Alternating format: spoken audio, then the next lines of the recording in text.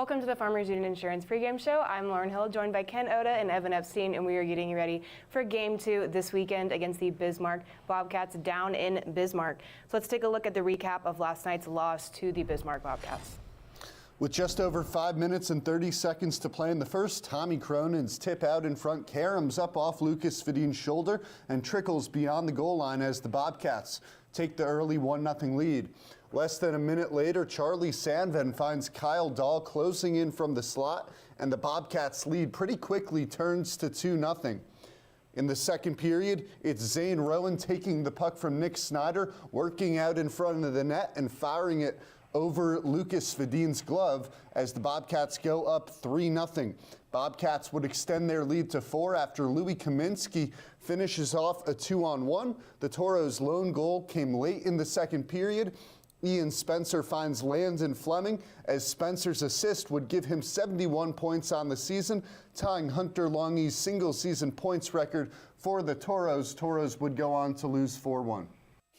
Yeah, overall a disappointing outcome, but one that doesn't really affect the standings as the Bruins came back from behind against the Mallards to get the win in the Spam Can, so they already had clinched the two before the Toro game and Evening On final. All right, well, now let's turn our attention back to tonight's game with the updated Noodles numbers brought to you by Noodles & Company of Minot. So with last night's loss, our Toros are 40-17-1 as we are still third in the Central Division, as Bismarck is 46-10-2 as they are first in the Central Division. Yeah, you look at the head-to-head, Toros 4-3-0. Would love to stay above 500 against these guys going into the postseason. Not sure if they'll be able to do it tonight, but would love to see it. Toros haven't been below 500 against the Bobcats in quite a while. I think the Toros' power play is going to be interesting to watch tonight. Just 2 of the usual 5 on the first power play unit out on the ice tonight. That's Jesse Ahala and Jack O'Hanneson. Chuck Owens playing alongside those 2, whereas last night, once again, you saw it mixed up because the Ahala-O'Hanneson line was also not playing. So it'll be interesting to see how that group comes together. All right, we'll be back with more of the Farmers Union Insurance pregame show after a quick word from our partners.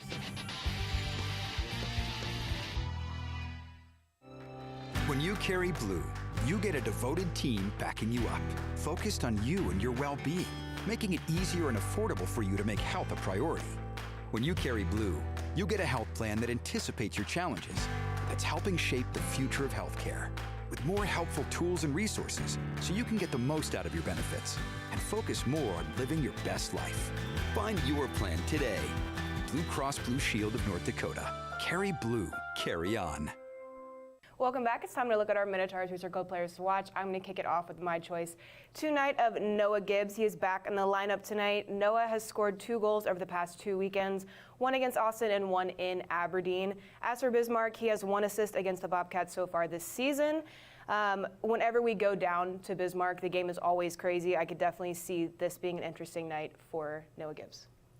I'm going to go with Chuck Owens. It's not so much about tonight's game, though I'd love to see him get some momentum going tonight. But you look at playoff hockey, it's often about the unexpected heroes. Last year, Ian Spencer, going into the postseason, had 4 goals, 16 assists for 20 points on the year. But he was on a 15-game goalless streak going into the postseason. This year, Chuck Owens, 3 goals, 17 assists, 20 points, hasn't scored since before Christmas break. Chuck Owens could be following the Ian Spencer path. A guy who you're not expecting to produce a ton, could suddenly go off on the playoffs. I'd love to see him build some momentum for that tonight with a good performance against the Bobcats. I'm going to take a different route here. I'm going with Mackley Morelli. I think out of the 4 AP players on the ice last night, Morelli looked the best. Talking to you, Lauren, he said that it's a different pace of play from high school, but it looked like he settled in pretty well. Morelli's now played 4 games with the Toros. He doesn't have a point, but that doesn't mean that he hasn't kept up, and he's fighting for a spot on the roster next year, so I think he's going to come out energized tonight. All right, well, that'll bring us to our home key group keys to the game. Ken, what are your keys to tonight's game? Same as last night, really. Actually, 100% the same as last night. Starting with put me in, coach. We know the Toros probably have 9 forwards that are locked in. That means there's 3 forward spots. All 7 of 8 defensemen will be in the lineup in the postseason. So for those guys who aren't in the top spots, tonight is their last opportunity to make an impression to convince Cody Campbell and Tyler Ebner that they need to be in the lineup game 1 next Friday in Austin. Second key to the game is looking for that bright future. Those 4 AP players that Evan mentioned earlier, they're all back in the lineup tonight. They're fighting not for playoff position, but for next year's roster. They've got a leg up on some of those guys who are going to get drafted or tendered who aren't here in Minot. They get to make a first impression on the coaches right now in real NAHL games as opposed to preseason games next spring. And of course, playoffs start next Friday. Got to stay healthy, got to stay eligible. Can't take stupid penalties that lead to you getting suspended. Your suspensions do carry over to the postseason. You get 5 in a game tonight, you're not playing in game 1 next Friday in Austin. And I think those keys really sum up this game for the Toros tonight. Ian Spencer's line is going to take a seat as they rest up for the playoffs. Yahala's line back out on the ice. Now, with both sides sitting some of their players, it might favor the Bobcats a little bit because the Toros, a lot of their scoring comes from the top 6. But you saw last night, Spencer's line played very well. And I think you're watching for Ohannes, Yahala, and Chuck Owens to keep that momentum going toward the playoffs. All right, we'll be back with more of the Farmers Union Insurance pregame show after this commercial break. When facing disaster, it's not just the things we lose, but the memories. But there's hope. ServPro, with decades of experience in Minot and Bismarck, is always ready. Our certified professionals don't just restore homes, they rebuild lives. Because to us, you're not just a client, you're family.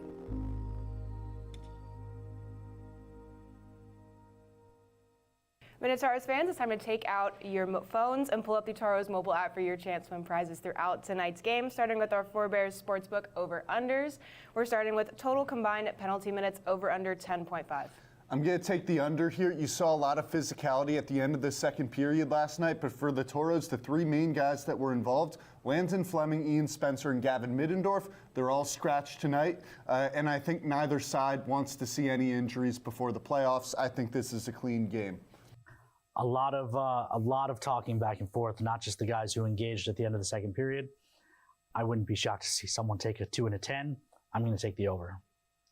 Yeah, y'all know I love an over. I've said that how many times on this pregame show, but I think definitely with harking on one of Ken's keys of us making sure that we stay out of the box, as well as the fact that Bismarck is trying to stay out of the box as well, so that they don't have players missing from their roster next week when they go for the first round of playoffs. I think this could be an easy over or an easy under. I'm going to go for the over here because I'd love to see some physicality in our last regular season game, so I'm going to go over. Our second one is total combined second period shots on goal over under 20.5.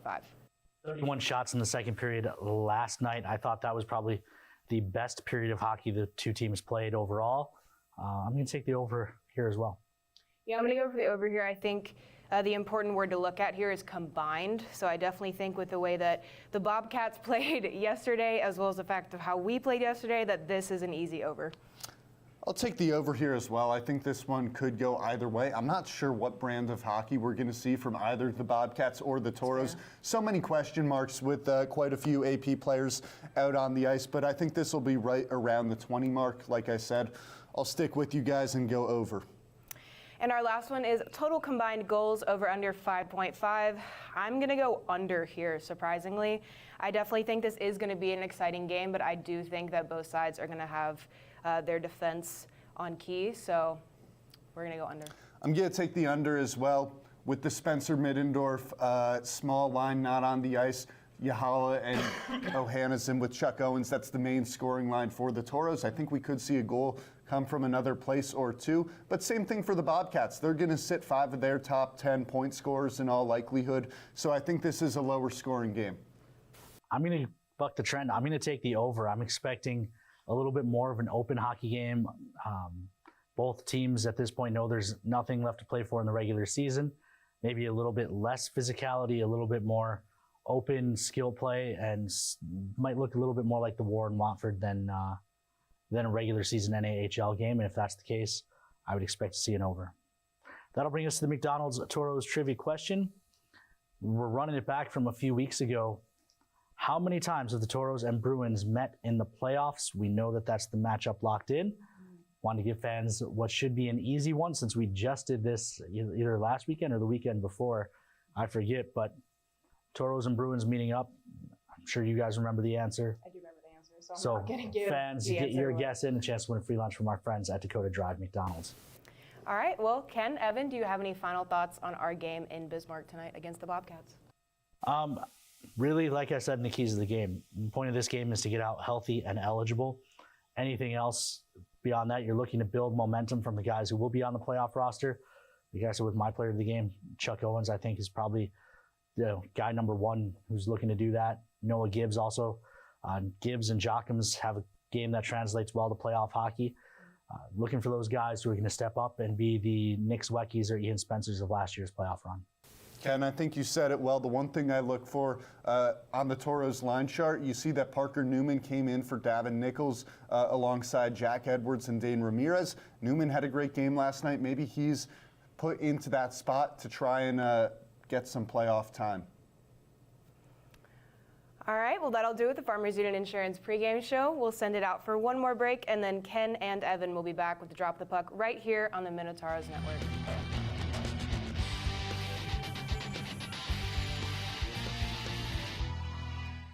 When facing disaster, it's not just the things we lose, but the memories. But there's hope. ServPro, with decades of experience in Minot and Bismarck, is always ready. Our certified professionals don't just restore homes, they rebuild lives. Because to us, you're not just a client, you're family.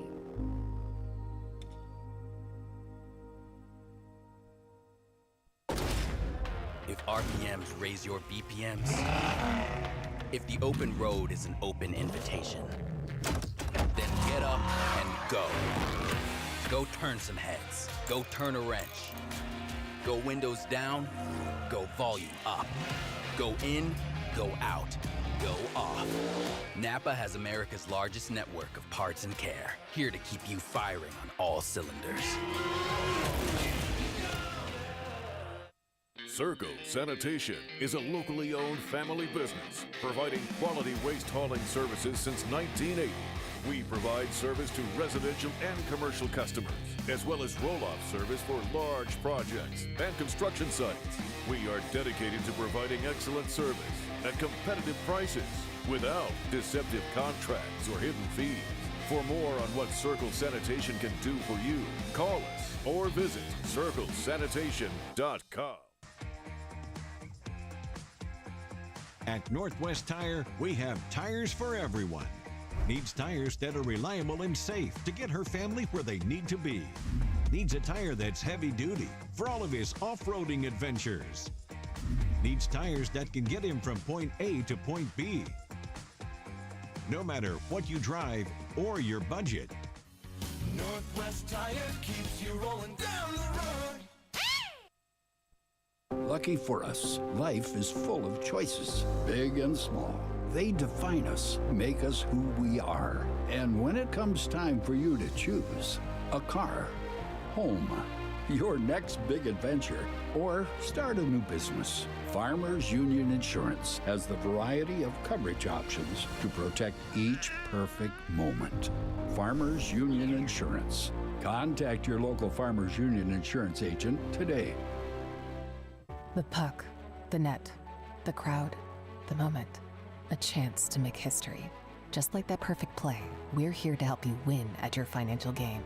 At Great River Federal Credit Union, we offer competitive rates and innovative technology designed to empower you to achieve your goals. Become a member of Great River and score a $100 bonus when you use promo code Hockey100.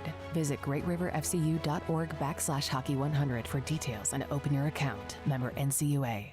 We often think of frontiers as pages in a history book, a time gone by. But even in this modern world, there are new frontiers to conquer. Whether you're tending the land to grow a better tomorrow or growing a business for new opportunities, the work you do powers the world. Exploring the frontier means stepping forward, shaping the future for yourself and for those around you. First International Bank and Trust, helping you live first, one step at a time. When you carry blue, you get a devoted team backing you up, focused on you and your well-being, making it easier and affordable for you to make health a priority. When you carry blue, you get a health plan that anticipates your challenges, that's helping shape the future of healthcare, with more helpful tools and resources so you can get the most out of your benefits and focus more on living your best life. Find your plan today. Blue Cross Blue Shield of North Dakota. Carry blue, carry on. I am Melissa Mack, and I do collections and loans at Aspire Credit Union. My name is Amy Rasmussen, and I am the Member Experience Coordinator at Aspire Credit Union. I think it's very important to give back to our community to show that we care. I think that we're very good at showing our members we care, and they see us out in the community. What I like most about working at Aspire Credit Union, it is very family oriented.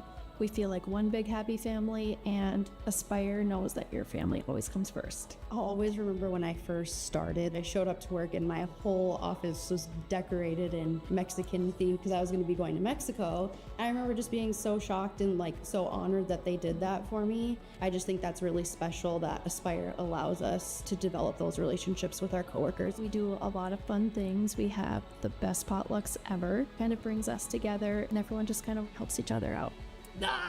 Aspire to more. The Four Bears Casino Sportsbook has a new look. Enjoy Vegas-style betting in comfort. Play and qualify to win trips to Vikings or Raiders NFL games. Order a drink at the dedicated bar. Then kick back in a lounger and watch the full wall display. Feel the action all the way to the final moment and claim your winnings. Book it for private draft parties or game day too. Visit the remodeled Sportsbook at Four Bears Casino and Lodge, 4 miles west of Newtown.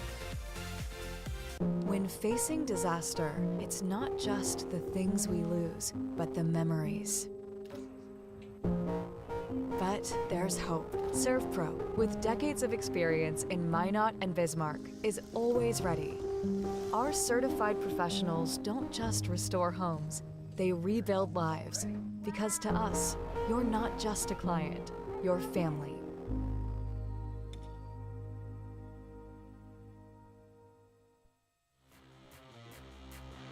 Sounds Toros, our Central Division champions. Bryant's in. Ian Spencer. It's off our side, shrugged away by Lucas Sweat. He shot it in. Toros win. Shot it in. Toros win. John Evans is second of the night. Is there a better place to play junior hockey than Minot, North Dakota?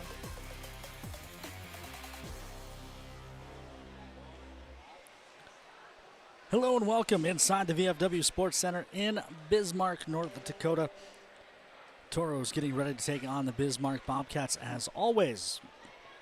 I am Ken Oda, Evan Epstein alongside here in the VFW.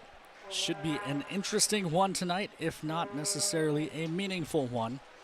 Toros and Bobcats locked into the they make that the 1 and 3 seeds for the postseason. But anytime these two teams take the ice together, you can expect some fireworks and a couple of fan bases that will be passionate about the outcome. Without a doubt, and we saw that last night back in Minot. It was a sold-out crowd at the Pepsi rink, and like you said, we saw that physicality at the end of the second period when tensions almost started to boil over. A couple of roughing penalties given out, but it'll be interesting to see if that trend continues tonight. You can hear how loud it is in this building. Lots of cream and cardinal in the stands, plenty of black and gold as well. Toros will be working from left to right on your computer, monitor, smart device, however you are tuned into the Minotauros Network, especially if you're tuned into the free game of the night on NAHL TV. If you're not already tuned in on NAHL TV, you can get this game free. Jump in and enjoy, but the Bobcats control and promptly throw it up and out of play. A late whistle, but eventually a whistle does arrive, and 13 seconds in, we have our first stoppage of the evening. And that should bring the drop out to the neutral ice. Johannesson, Yahala, oh boy. Johannesson, Yahala, and Chuck Owens out to start for the Toros. This is going to be one of the main groups you see on the ice during the playoffs. And I think this is the line in particular, if you're Cody Campbell and Tyler Ebner, that you want to see get going tonight. It's been no secret Toros have gotten most of their offense from their top two lines this year. A very different model than the Bobcats, who don't have any what you would probably call elite scores, but 4 lines of very, very good scores, as there's a long shot stopped and covered, Hungry Hippo style, by Will Mazenko. Tomas Anderson getting the start between the pipes tonight for the Bobcats. Anderson, after making 16 straight starts, sat last night in Minot. It was Kai Weigel, but you see the numbers there. Absolutely absurd. 36, 6, and 2, giving up just over 1.5 goals per game. Bobcats control the offensive zone. Draw, shot off the post. Rebound comes to the slot. Eventually kicked to the far wall. Clark swats it ahead. Owens can't find the handle. It's spun to the near side by Patch Cronin. Toros punch it down to the Bobcat zone, but it's quickly right back up ice and dumped into the Toro end by Charlie Sandvin. Far side, Hubert Clark picks up. Clark shovels it up the wall, but the Cats take it away in neutral. Right back on the attack comes Kim, looking, shot save made, rebound covered, despite a late poke from Alexander Kim. And that's an important play for Will Mazenko after taking the shot off the post. As you see the numbers there, the shot off the post, there was an open side of the net to Mazenko's right, so good to have action return to him as he recovers to make the save there. Draw will be to his right.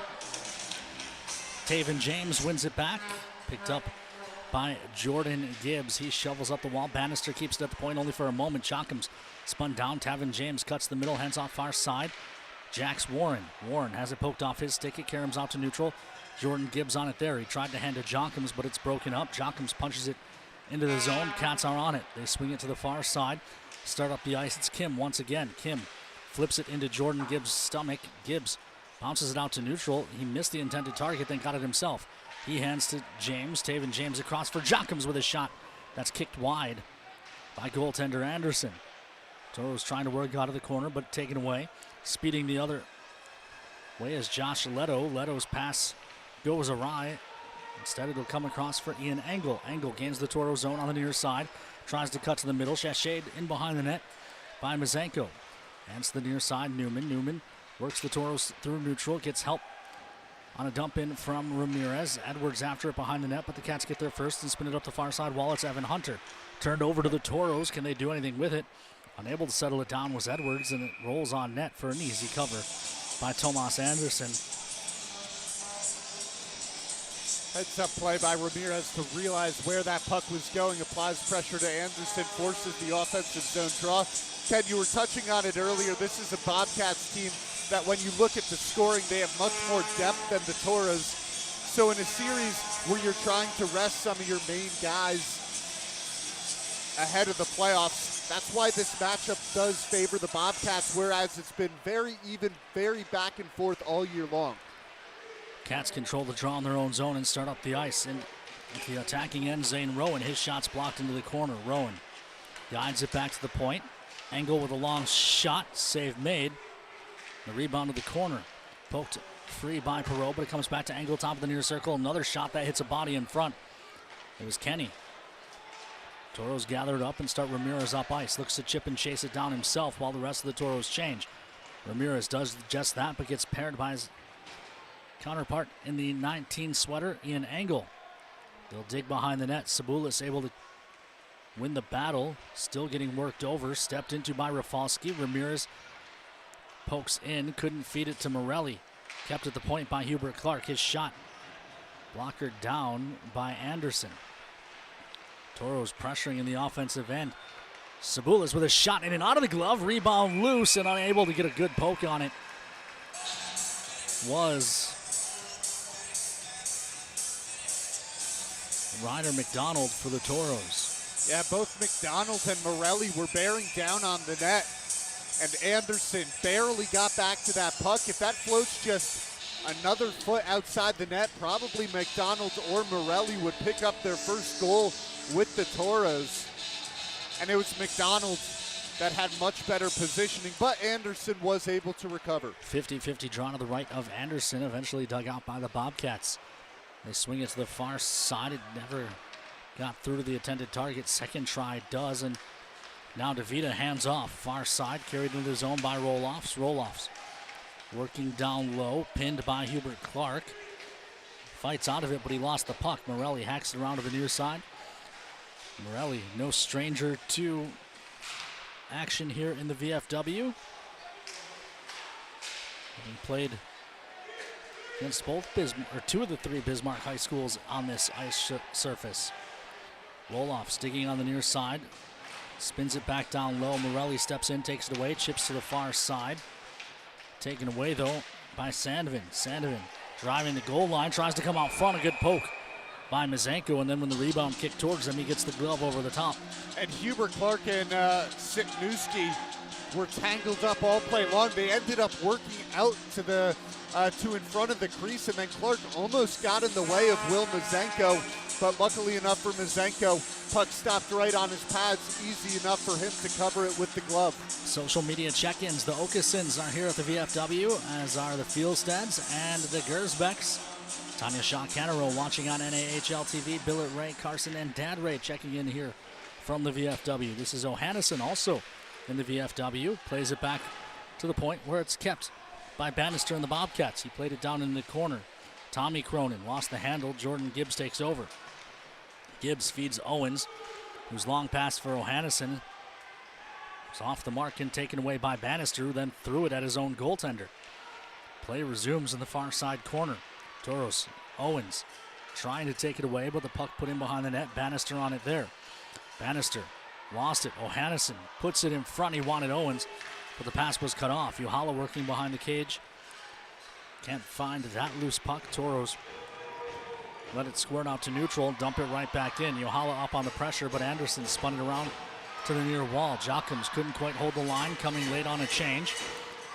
With help from Yohala, he'll punch it into the zone. Cats are on it, however. Yohala's pressure behind the net. Can he free it up? He does, and the Bobcats put it behind their own cage. Near side. Carried up the wall by Kim. Kim cuts to the middle. Can't pull the trigger on a shot. Good stick work from Ty James and Noah Gibbs. Taven James works it ahead. It didn't connect with Noah Gibbs. And the Bobcats right back on the attack, or they would have been, but for a good stick from Taven James. Near side, Kaminsky takes it away. Tries to get it to the front. That would be a hand pass if the Bobcats play it. Toros do instead. Taven James up the middle of the ice over the Bobcat logo. Tries to cut through, but it's taken away by the Bobcat captain, Ian Engel. Spun back to the far side. Kim on it there. Kim toss across to the near side corner. Put in behind the net by Perreault. Perreault avoids pressure from Lado and then finds Ramirez on the far side. Ramirez stump-in was partially blocked. He was held up by Sandvin. And the Bobcats start up. On the near side, chipped into the near side corner. Mazenko hands to Tui. Tui finds Edwards, and Newman works the Toros out to neutral. Ramirez couldn't find the handle, but Newman does. Banks up the ice for Edwards. Edwards jousting with Patch Cronin. He introduces him to the glass, and now they'll dig along the boards down low. Patch Cronin out with the puck, poked away from him by Edwards. Edwards trying to cut it towards the front. He didn't connect. He wanted Newman. Kept at the point, however, for a long shot. Blocked off by traffic. It ends up behind the net. Toros put it to Ramirez in front. His one-timer goes wide. Bobcats will chip this down the ice. It should go for Minot's finest collision center icing. It would have, but it hit the referee. Play on. Poked into the zone by Newman. Toros are mid-change. He has no help. He'll peel off as well. Evan, did you see that the same way? The puck was headed down the ice and it got caught up in the referee's skates, at least from my point of view. You know, it did. It looked like it was going to go beyond the goal line if Connor Tui hadn't decided to play it. But like you said, it definitely connected with one of the officials. Sibnewski in his own zone, spins it back to the near side, and Bannister. Pressure coming from Morelli. He works it up to the near wall, DeVita. DeVita hoists one cross corner, far side. Jax Warren battling against a pair of Bobcats there. He won the puck for a moment, only to have it taken away by Roloffs. Morelli helps out, spins to the near side. Sabulis comes together with DeVita.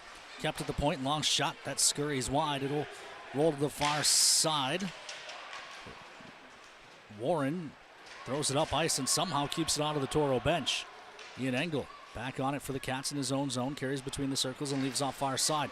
A bad pass turned over to Uhala, whose shot is fought off by Anderson. Rebound to the far side wall. And that was great work by Leo Sabulis to poke it free, and that allowed Jesse Uhala to take it away in the Bobcats zone and to get the look on the net. Play resumes in neutral as O'Hannison works it up the wall. Uhala can't get free. DeVita drops it back to Engel, who looks across for Rafalski. Rafalski spins it back in behind the net for Engel. Engel looking up the middle of the ice, finds a man. Odd man rush for the Cats if they hurry. Into the zone is Cronin looking across. It was Tommy Cronin looking for Keanu Kren. Kren finds the loose puck and then falls down in the slot. Engel keeps it at the point. Long shot tip goes to wide to the near side corner. Far side, Uhala looking up ice, had Owens. Instead, he'll drop it back for Perreault. Perreault hoists out to neutral, glove down to the stick by Pietola. O'Hannison pokes it away from him for a moment. Now the Toros pressure and take it away. It's Uhala. Uhala carries in. Wires save made, and then Uhala gets run in the corner. Now a cross check to the back of his head as well. Puck up the near side. A good keep by Tui. Far point. Clark walks in. Wires save made. Rebound to the near side half. It's Uhala. Uhala hit hard by a Bobcat. Couldn't see the number from... Looks like Keanu Kren. We're basically calling this game from Wilton. Carried ahead by Beaumont. Tries a shot kicked away. Left in front. Tui couldn't find the handle. That resulted in another shot and another save by Mazenko, who's passed all 4 tests he's had so far this evening. Toros looked offside at the line, but we play on. Puck rolls down low. Bobcats have done a good job screening up their shots so far this game, but like you said, Will Mazenko, 4 saves on 4 shots. Behind the net, poked towards the front by Kim, but cut off. Jockums played it behind the net.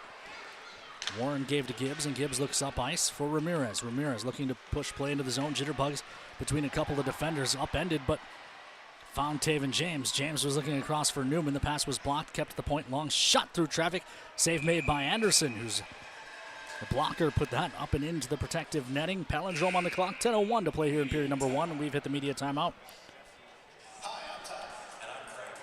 We'll take a quick break here. Come back with the rest of period number 1 after these messages here on the Minotauros Network. The puck, the net, the crowd, the moment. A chance to make history. Just like that perfect play, we're here to help you win at your financial game. At Great River Federal Credit Union, we offer competitive rates and innovative technology designed to empower you to achieve your goals. Become a member of Great River and score a $100 bonus when you use promo code Hockey100. Visit greatriverfcu.org/Hockey100 for details and open your account. Member NCUA. I'm Jack O'Hannison. You're watching Minotauros hockey on NAHLTV.com. Welcome back inside the VFW Sports Center. Toros and Bobcats still scoreless. 9 minutes and 59 seconds into this one. Shot 6-4 in favor of the Cream and Cardinals. Few social media check-ins to get caught up on. Aaron and Michelle Bliven back in the Magic City. The Longs are in Colorado Springs. Kim Bartels in Bozeman. Brian Spielvogel's in Gonick, New Hampshire. David Van Lith at Fort Chair at home. John Kowitz and the rest of the clan is watching on NAHL TV. Jamie, Laurel, and Brett checking in from Fort Hyatt. Clinton Collin, too. Also cheering on Western Michigan and Minot native Zach Nearing. Wally and the Mocs are in Minot as well as we restart play in the offensive zone. Toros control the draw. Jordan Gibbs played it down in the corner. Ramirez looking in front. It was behind Newman. The Bobcats poked the loose puck out to neutral. Tui getting hooked all the way down the ice. This will draw a call when the Bobcats touch. Toros to the First Western Bank and Trust power play. That was Louis. Despite the Bobcats going into their power play show here at home, the penalty was on them. Yeah, Louis Kaminsky hooking all the way down the ice. Toros 22.71% on the power play, 4th in the league, unable to convert last night. don't have it on me, but I think they had just 2 chances. That sounds about right. Better broadcasters would have been more prepared, but you're stuck with Evan and I, so we'll go with guesswork. 9:45 left to go here in period number 1. Draw to the right of Anderson. Let's knock out a few more check-ins. Bruce Hoffert and Joe Myers in section 7 here at the VFW. The Lawrences are at home. Kim Nelson's in Minot. Danny Held from the lost city of Atlantis. Toros control. This is Ty James. Leaves off near side for Uhala. Uhala carries back up to the blue line. Hands to James at the hash marks. Drops it down low. Owens looking into the middle. The pass is deflected. Uhala keeps it. Uhala back to the near side. Ty James from the near circle tries his shot that's gloved and held. Minute 32 left to go here in period number 1. Toros out shooting the Cats 7-4, but we're still scoreless. Chuck Owens in the way of that shot, maybe trying to get a tip on it to get it by Tomas Anderson. Couldn't connect though. A good look for Ty James. And most of the Toros offense, particularly late in the season, has come from the forwards. I think seeing some more shots from the defensemen from longer range, looking for tips out in front, could benefit the Toros. Offensive zone draw. Chuck Owens on it for the Toros. Cats win it, however, and they control. This one sent all the way down the ice. Mazenko out of his net, slows it down for Jordan Gibbs. Danny Held checking in from the lost city of Atlantis. I imagine you can't get air miles when you go there, so our nautical miles you combine them with air miles on your credit card. Near side, Jordan Gibbs getting worked over along the wall still. Feeds it down low. Owens trying to put it in front. He had O'Hannison, but the pass broken up by a sliding Rafalski. Cats clear it all the way down the ice. Mazenko again out of his net to stop. 53 ticks left to talk here in period number 1, or on the power play, I should say, for the Toros. 8:32 left in the period. This is Tui on the near side, dumping it cross corner. Noah Gibbs up after it. His speed causes havoc, but the Cats eventually win the battle. Down low, Toros go to work. Tui, his stick caught up with a Bobcat player who won't let it go. The referee looking right at it. All of it was clean, it would seem. 8:10 left to play here in the period. 24 on the power play. Toros power play is brought to you by First Western Bank and Trust as they hold behind the net. It's Clark. Clark lets Noah Gibbs. I'm sorry, George. Nope, that is Noah Gibbs. Take over. He'll dump it across corner. And Anderson couldn't stop it. Far side. Good pinch at the point by Clark. Keeps it alive for the Toros. Just 4 seconds left on the power play, however. Cats take it away. They'll look to speed up ice. It becomes a 3-on-2 as the man joins from out of the box. It's Kren. Cuts the middle. Shot. That's shuttled wide. And then the rebound. Hammered home. Kim on the back side of that play.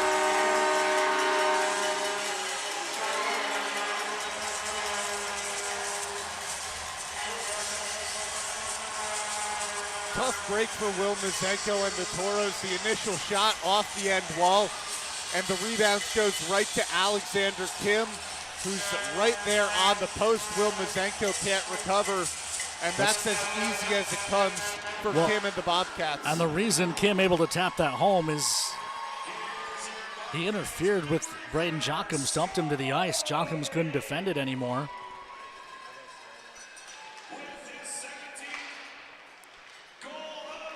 So he was standing alone at that back post. Morelli chips it deep for the Toros. Sabulis after it, but Bannister gets there first. Morelli plays back down the wall. Sabulis bear hugged by Bannister. Morelli tied up along the end boards as well. They continue to dig. Bannister and Sabulis there as well. Eventually it squirts free. It's picked up by Patch Cronin.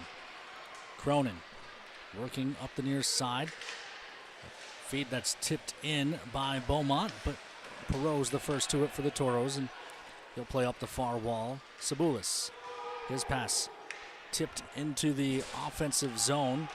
Toros pursue. Morelli's there, as was Blake Graff. Morelli upended down low. Cats take over, chip ahead to the near side, and Beaumont.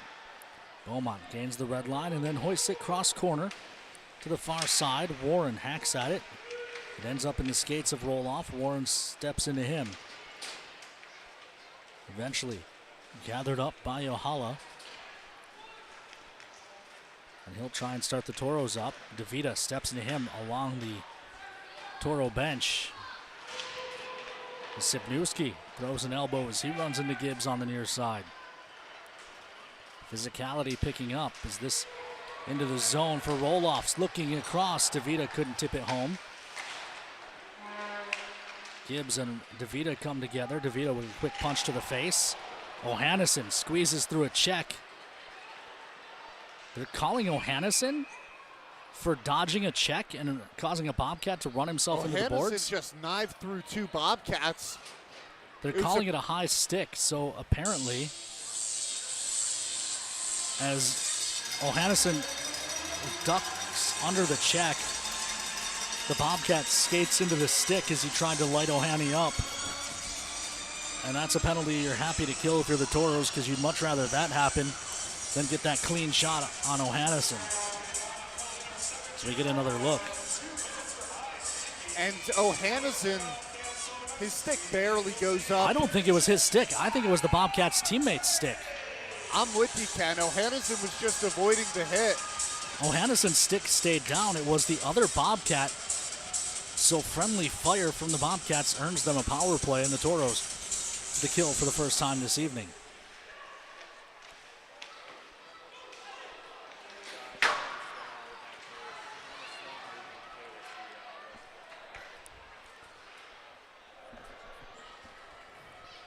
It's all right, you can say it, Kobe. You're muted. Only Evan and I will hear it.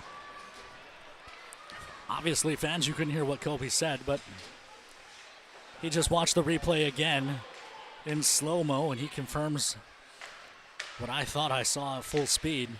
It was a Bobcat stick to the face of a Bobcat player that has the Toros shorthanded. Good stick by Owens, deflects that pass. Far side, Owens pressuring, but angles there to help out Beaumont. Owens tackled down, a good poke from his belly, however, delays the play for the Cats. This is Tommy Cronin working away from Ramirez. Cronin walks in, wires, it's in. And a power play goal that the Cats just straight didn't earn.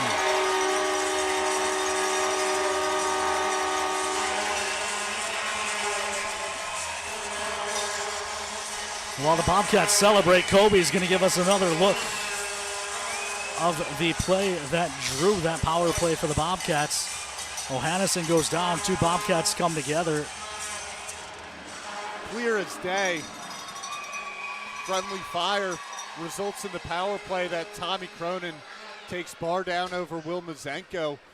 Toros have outshot the Bobcats 7-6, but now they trail 2-0. I do like to point out, though, even when the call is wrong, you are allowed to kill the penalty, which the Toros failed to do. Of course, you think about the Toros' top penalty killers. That first unit over the wall is usually Spencer and Small. And then Owens and Batten. Owens, the only one in the lineup tonight. He was out there. He did great work early in that kill, but not enough. And the Toros' penalty kill was up near 90% at the start of the 2025 calendar year, but it's been plummeting down to 83.54% coming into this game, which was 14th, and that number's going to move down after the Toros give up that goal. Morelli gets tripped up in neutral cleanly, and this puck will roll in behind the net. Cats, Roloff plays it back. Far side, Roloff gets it back, but he's forced to turn by Perreault. Sipniewski on the near side. Looks to carry into the zone, surrounded by a quartet of Toros. He'll just roll it behind the net. Yohala tries to avoid the knee from DeVita. Sipniewski with a shot for Ty James.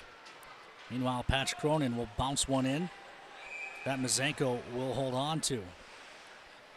Cronin bearing down on his own shot, forces Mazenko to keep the puck in his glove. and gives the Bobcats some more offensive zone possession time. Patch Cronin, the younger brother of Tommy Cronin. Tommy wearing number 15 for the Cats. Patch wearing number 16.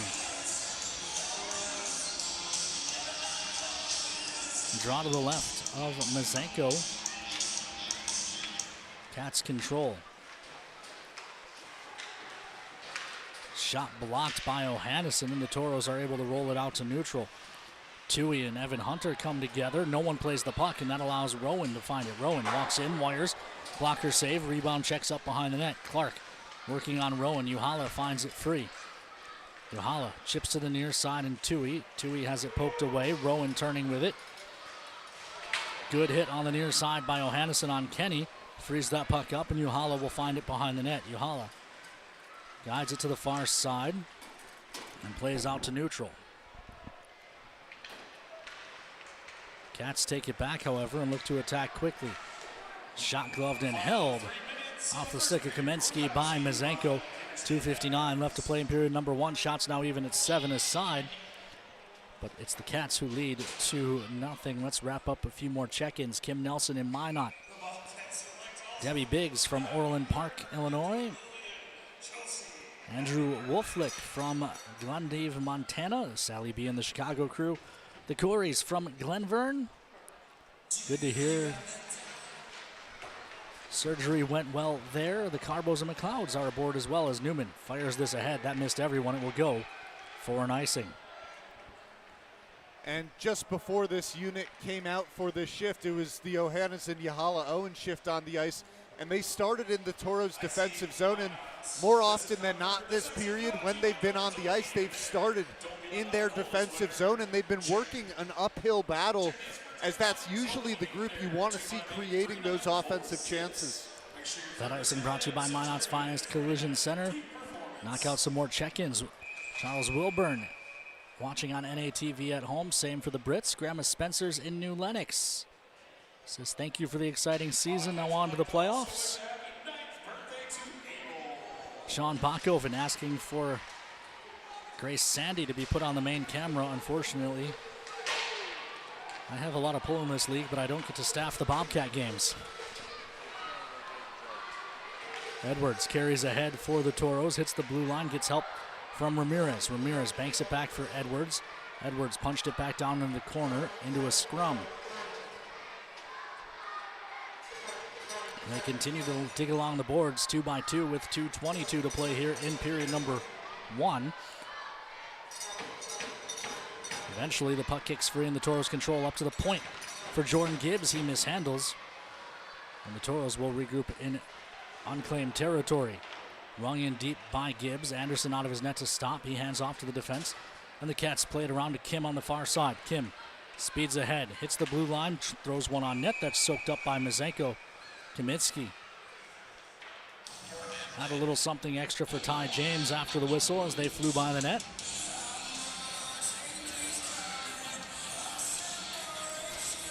For a team with high-end playoff aspirations, the Bobcats rather feisty tonight. A little unexpected, but Ken, you were talking about the expectations for this to be a Warren Watford type game, almost have a preseason game where same thing. You don't want players to get injured. You think it might open up the ice a little bit, but on the contrary, this has been a defensive battle. Tommy Cronin tries a shot that's blocked by Ty James. Up and on a play for another whistle. 105 ticks left to talk here in period number 1. Stephen Lawrence, our boys are going to end up getting beheaded at the rate these refs are going. Aura Ellis and the crew checking in from Uncle Dave's. The Millers are in Lansford. The Sandys watching in West Fargo. Of course, except for Grace Sandy, who's here in the building doing great work for us. The Neubauers are in the Magic City. Eliza Clark is in Norway House, Manitoba. And Laura Schneiberbruns is in Minot with, I assume, the rest of the crew. This is Perot to the far side and Noah Gibbs. Gibbs looks to chip and chase. Morelli after it. Instead, Morelli playing it back up the wall. Digs in the corner near the door that the Cats used to come onto the ice. Bobcats take it away, throw it up ice. The dump in deflects off the wall and then ends up on net, where Mazenko covers rather casually, despite Julian Beaumont stepping into his bubble. Palindrome on the clock, 1:21 left to play here in period number 1. Head coach Cody Campbell switching up the lines there. That was Braden Jockums and Noah Gibbs playing alongside Mackley Morelli. Right now it's Taven James listed to be between Gibbs and Jockums, but at this point, because James is an AP player, I don't think it much matters who's playing with Gibbs and Jockums. Looking on the bench, trying to see if anyone's missing, as there's a shot gloved and held by Anderson, while Bannister tries to take Uhala into the crossbar as the save was made. Looking for number 24 on the bench. He is there. Yeah, there's Taven James. So that's a coach decision, not at least a hand forced by an injury. And that also could do with the fact that the Toros are running 13 forwards out on the ice tonight, so maybe Blake Graff is being mixed between Ryder McDonald and Leo Sabulis, which pushes Morelli up, and then the question is, where does Taven James go from there? Still hasn't taken the shift. He's with Sabulis on the bench. As this is flipped out to neutral by the Cats off the draw. Roloff's shot, good, block by Tui. Follow-up try shut down by Mazenko as we hit the final minute of play in period number 1. Final minute brought to you by our friends at Northern Plains Equipment. Johannesson pokes this into the offensive zone, but back on it is Rafalski. Rafalski carries to the far side. Pressure comes from Owens. He'll throw it to the near. Just hoisted out to neutral ice. Sibnewski and Tui jousting all the way up the ice, and now DeVito falls down. Sibnewski pressured by Johannesson, and it's an offside play, which leads to a whistle. 28.7, and now Engel just shot the puck into the back of Uhala. It's going to be that kind of night, it would seem. And the Toros have shown no inclination to get tangled up with the Bobcats. You wonder why the Bobcats are doing it themselves, because you would think that they would want to stay healthy too for the postseason. Puck played ahead on the far side. Players tie up in front of the Bobcat penalty box. Final 20 seconds tick away here. This is Edwards turning. He dumps it in. Anderson out of his net. Cats chip up the near side with 5 seconds left. It gets through. Jordan Gibbs, he'll take it to the end wall, and Evan Hunter shows some restraint. Instead of trying to light Gibbs up, he pulls up nicely as the horn sounds. Final shots on goal in the period, 10-8 in favor of the Bobcats, who lead by 2 on the scoreboard as well, 2-0. We will send you out to a commercial break. When we come back, it will be the start of a very long Four Bears intermission report. It'll start with the Farmers Union intermission interview, but it will be the Four Bears intermission report that will last seemingly forever. We'll take a break here on the Minotauros Network. At Northwest Tire, we have tires for everyone. Needs tires that are reliable and safe to get her family where they need to be. Needs a tire that's heavy duty for all of his off-roading adventures. Needs tires that can get him from point A to point B. No matter what you drive or your budget. Northwest Tire keeps you rolling down the road. As long as you have the back of someone in the midst of an overdose, North Dakota's Good Samaritan Law has yours. Learn how to save a life at behavioralhealth.nd.gov. Opioids. Fill with care. We're back here in the VFW. Let's send it down to Lauren Hill on the bench. Thank you, Ken. All right, I'm here with assistant coach Tyler Ebner. Rough first period for our Toros, down by 2, only 9 shots on goal. What is the key to getting back into this game? Well, I think defensively we need to do a better job of closing. Right, they've had a lot of time and space, and especially on those 2 goals. Obviously, the one was a PK, but we got to do a better job of taking away some more time and space when they have the puck up high in the offensive zone for them, RD zone. All right, and next week is the first round of playoffs. We'll be playing the Austin Bruins. What is the mentality going into next weekend? Well, I think, the mentality kind of starts right now that, you gotta prepare right now to start to play a certain way that is going to be required of these guys in playoffs, to play a hard-nosed game, which is something that if we can do that here tonight will help us for next weekend. All right, thank you, Coach. Thank you. Back to you, Ken. That was Lauren Hill on the bench with assistant coach Tyler Ebner. And Evan, that's something we've talked about a little bit during the pregame shows, right? We've got roughly 6 players vying for 3 or 4 roster spots next weekend. You'd like to see a little bit more compete. You'd like to see a little bit more hardness out of this group. And I will say, I think Parker Newman is a guy that's going to earn one of these spots based on his past few weekends. Very aggressive in pressuring the puck. Racked up shots on goal against Aberdeen last Saturday with 6. You saw it last night. He was all over the ice, and I think you saw it over the first 20 minutes tonight as well. Yeah, it's been a good couple of games for Newman. He's looked good in the first period as well. It'll be interesting to see how those line combinations come together. You might, do you value the physicality of a Nichols and Ramirez against a big Bruins team, or do you go with Newman and the speedier guys and try and just skate away from the physicality? We've seen both ways work against the Bruins for the Toros. We've also seen both ways not work against the Bruins for the Toros. But we'll take another commercial break. We're only 4 minutes into this mercilessly long intermission. So we'll send you out to break. We'll come back with more of the Four Bears Casino Lodge Intermission Report after these messages on the Minotauros Network. We often think of frontiers as pages in a history book, a time gone by. But even in this modern world, there are new frontiers to conquer. Whether you're tending the land to grow a better tomorrow or growing a business for new opportunities, the work you do powers the world. Exploring the frontier means stepping forward, shaping the future for yourself and for those around you. First International Bank and Trust, helping you live first, one step at a time. When you carry blue, you get a devoted team backing you up, focused on you and your well-being, making it easier and affordable for you to make health a priority. When you carry blue, you get a health plan that anticipates your challenges, that's helping shape the future of healthcare, with more helpful tools and resources so you can get the most out of your benefits and focus more on living your best life. Find your plan today.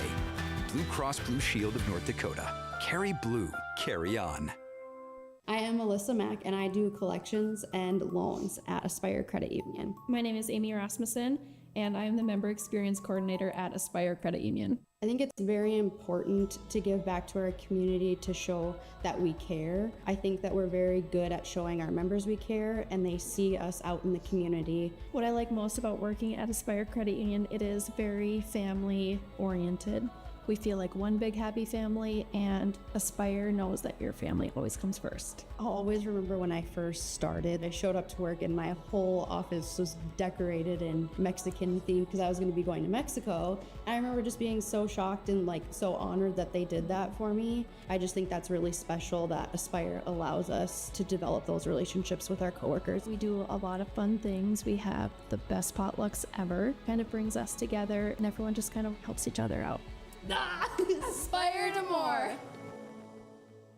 The Four Bears Casino Sportsbook has a new look. Enjoy Vegas-style betting in comfort. Play and qualify to win trips to Vikings or Raiders NFL games. Order a drink at the dedicated bar. Then kick back in a lounger and watch the full wall display. Feel the action all the way to the final moment and claim your winnings. Book it for private draft parties or game day too. Visit the remodeled Sportsbook at Four Bears Casino and Lodge, 4 miles west of Newtown. When facing disaster, it's not just the things we lose, but the memories. But there's hope. ServPro, with decades of experience in Minot and Bismarck, is always ready. Our certified professionals don't just restore homes, they rebuild lives. Because to us, You're not just a client, you're family.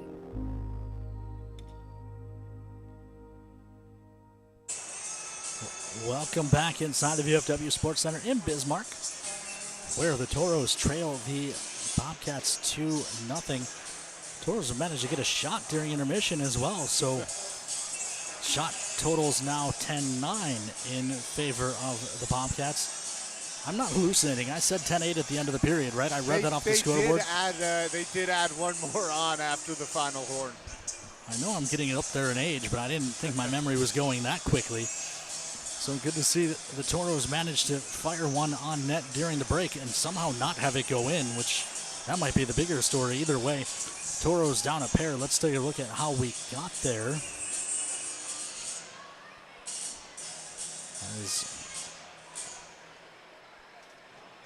it was first a goal at even strength on the rush right after the Bobcat penalty to Louis Kamensky ended. That turned what was a 2-on-1 into a 3-on-2. Eventually, Alexander Kim finds the rebound off the end wall. After dumping Braden Jockums to the ice, he's able to tuck it into the net. Then we see the power play goal after good work from Owens to start the kill. Tommy Cronin just walks in and wires, going bar down behind Mizanko, and again, the frustration there, if you're a Toro fan, is Kobe did a great job getting us the replay of the penalty on the Toros, in which case Jack O'Hannison ducked under a check, only to have two Bobcats run into each other and have it called a high stick. And it was the high stick from the Bobcats teammate, like you said, connecting with one another. Now, the same score tonight after 20 minutes as it was last night, but it feels like a very different game. Last night at the Pepsi rink, the Bobcats really did control the flow for the first 20, whereas you look at the first two goals here, one of them comes off a rebound off the end wall that goes right to the back post, and the other, like you said, on a power play that the Bobcats did not deserve. Toros are right in this game, but they do need to generate some more chances in front of the net of Tomas Anderson. Out of those 9 shots, I'm not sure I'd say a single one of them were all that dangerous. Yahala had a look out in front, but his shot got tipped. I think that was the best opportunity of the first for the Toros. Let's see if we can't take a look at the out-of-town scores as well. I'm trying to find on NAHL.com a playoff picture type. I know there's already some play-in rounds going on out east and down south. But I'll be honest, I don't remember where these series stand after last night. Looking at the games out east, Johnstown on the road, a 5-2 lead over New Jersey. Actually, that just went final. What I'm going to do is I'm going to pull up yesterday's scoreboard as well and see if we can't. Johnstown got the win yesterday, so Johnstown, the lower seed, will advance in the East play-in round. The other series out east, Maine, in the third period has a 2-1 lead on New Hampshire. New Hampshire got the win last night, so Maine fighting for their playoff lives this evening. Not a play-in game, and a game with little meaning now. St. Cloud up 3-0 over Watertown. St. Cloud needed a sweep of the Shamrocks, which they're not going to get, and a sweep of Aberdeen by North Iowa, also not going to happen. Austin up 1-0 on the Mallards. That's mid-second. Shots 14-11. I'm going to open that box score and see. I think the Bruins are probably resting some of their top guys. Lorenza, Paddington, if I had to Lorenza's guess. not in. Malkasian is playing. But yeah, not a lot of familiar names. Paddington is in the lineup. But there's a handful of guys in here who I have never heard of. And thankfully, based on some of the spellings, we'll not have to do play-by-play for next Friday. Back to out-of-town scores. Wisconsin up 3-2 on Janesville. Actually, that's a final as well. Aberdeen. Oh, I'm looking at yesterday. I pulled up yesterday's so that I could check the play-in situations. Wait, so was the Bruins one still today's? The Bruins is 1-0. Janesville 3-0 over Wisconsin in the second. North Iowa up 1-0 on Aberdeen, who I imagine is resting guys as well. We'll take a peek there. Tishkovich is in the lineup, but that's it. No Bulgakov. Yeah, no Bulgakov. That's the biggest name. And Will Braun in net there for Aberdeen. At Northwoods Credit Union Arena in Cloquet, the Wilderness and Springfield Junior Blues are tied at 1. More play-in action. El Paso, after one period, up 2-1 on New Mexico. Let's see how yesterday went. New Mexico got the win 4-1. So El Paso fighting for their lives there, up 2-1. The other play-in, Corpus and Colorado. Corpus is up 2-0. Corpus got a 2-1 win yesterday, so Corpus trying to close it out and advance to the real playoffs. Up on the last frontier later this evening, 7:30 Alaska time, Chippewa and Anchorage. Kenai visits Fairbanks to close out the action up north. Here the score is 2-0. Bobcats lead the Toros. We'll take another short break, come back in about 2 minutes with more of the Four Bears Casino and Lodge Intermission Report.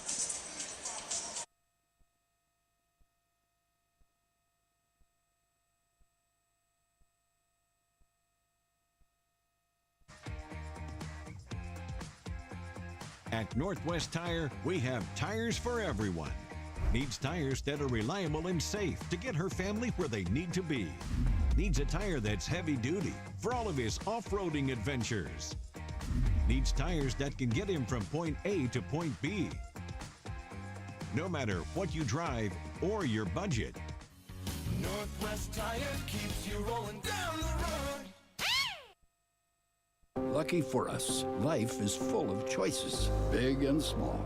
They define us, make us who we are. And when it comes time for you to choose a car, home, your next big adventure, or start a new business, Farmers Union Insurance has the variety of coverage options to protect each perfect moment. Farmers Union Insurance. Contact your local Farmers Union Insurance agent today. The puck, the net, the crowd, the moment. A chance to make history. Just like that perfect play, we're here to help you win at your financial game. At Great River Federal Credit Union, we offer competitive rates and innovative technology designed to empower you to achieve your goals. Become a member of Great River and score a $100 bonus when you use promo code Hockey100. Visit greatriverfcu.org/Hockey100 for details and open your account. Member NCUA. Nicotine can harm brain development, which continues to about age 25. Know the risks. Visit ecigarettes.surgeongeneral.gov to learn more. This message is brought to you by the 1st District Health Unit and the Minot Minotauros. What's up, Toro fans? This is Jordan Gibbs. You're watching Minotauros hockey on NAHLTV.com. Welcome back inside the VFW Sports Center. Four Bears Casino Lodge Intermission Report. Evan, Toros in a 2-goal hole here, but as you said, I feel like while it's the same position they were in last night, this game has had a very different feel to it. Yeah, without a doubt, and I think the reason for that is primarily the first half of that period. Toros had a lot of offensive zone possession time, but what they weren't able to do was work pucks into the slot and create opportunities out in front of Anderson. Like you said, though, the flow of the game has been back and forth. I also think defensively, the Toros have been able to poke a lot of pucks free, force the Bobcats out to the neutral ice, and they've done a good job of keeping the action away from the net of Mazenko, despite the fact that they're in a 2-0 hole. Yeah, I do like what Tyler Ebner said during the intermission report. Yes, that was still this same intermission report, though it may feel like it was hours ago. That getting ready for the postseason doesn't start Monday at practice. It starts this weekend. And he wants to see more out of the guys who are fighting for those final spots in the lineup next Friday. You mentioned Parker Newman playing well. I think you could say the same thing of Dane Ramirez. I thought he looked good last night and tonight. He'll also bring a little bit different role than Newman, right? Ramirez is a little bit more physical. Newman a little bit more speed. As we start to look ahead at that matchup, you got a good look of the Bruins. You made the trip out there, and of course you were here in the building in Minot when the Bruins were there. 4 games against the Bruins. Toros split them. What are your feelings going into this series? You know, I look at series number 1, and although the Toros got the split, it felt like the Bruins controlled the series, even in night 1, in which the Toros picked up a 3-1 win. The Toros' goals all came from Gavin Middendorf. 2 of them came on breakaways, and 1 was an empty netter. There was no conventional offense that set up a goal, and the Bruins dominated on night 2. Now, contrast that to the series the next weekend in Minot, where it was very back and forth. On Friday, Toros take a 2-1 lead until the 5-minute mark, or maybe it was the 6-minute mark in the third period. You have the Hubert Clark penalty and things go downhill. Very competitive game. And then the Toros control Saturday night. So I think, what do you make of it? It's a split. Yeah, I think overall it's encouraging how well the Toros played, especially in that second weekend. You mentioned the Toros controlled the first game that they lost until that 5-minute major was called with 5.5 minutes to play, and the Bruins were able to turn it over. The one thing that worries me about this group right now, and why I would love, even though this game doesn't mean anything for the standings, to see the Toros battle back. Bobcats heading into the postseason, they've won their last 12 games, not counting tonight. The Bruins, after getting beat by the Toros in Minot 2 weeks ago, they're probably about to finish out the Mallards tonight and go into the playoffs on a 4-game win streak. The Aberdeen Wings, they've won 8 in a row coming into tonight. They're down right now against North Iowa, but again, a meaningless game. The Toros have lost the last 3 since they beat the Bruins. You'd like to see the Toros head in, close out the regular season on a positive note, head into the postseason not feeling like they're on a losing streak.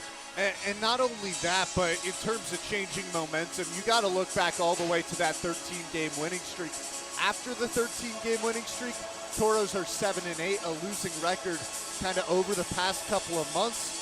Like you said, that's not necessarily how you want to go into the playoffs. Coming back tonight, hopefully picking up a victory might change that. But the Bruins and the Bobcats are trending in a different direction than the Toros. All right, well, that'll do it for the Four Bears Casino Lodge Intermission Report. We'll head out to a quick break. When we come back to start of period number 2, and a special guest, Ian Spencer, will be along for the ride for at least the start of period number 2.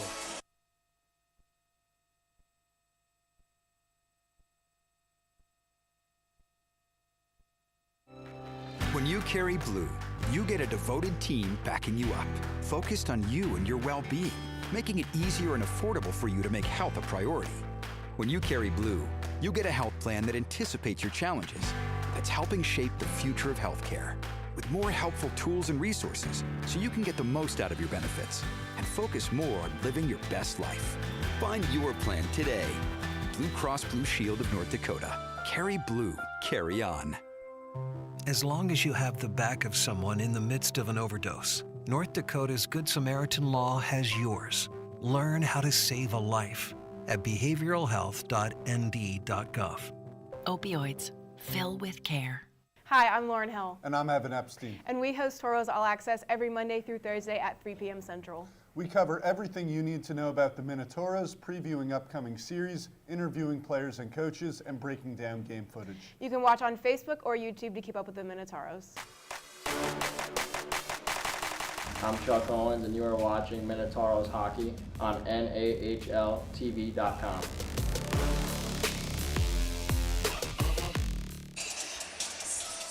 Welcome back into the VFW. In Bismarck, North Dakota, Toros and Bobcats getting ready to start period number 2. Once they turn the lights back on, clock official apparently not willing to cut the clock and end the intermission even 5 seconds early. There we go. We'll have Ian Spencer along shortly.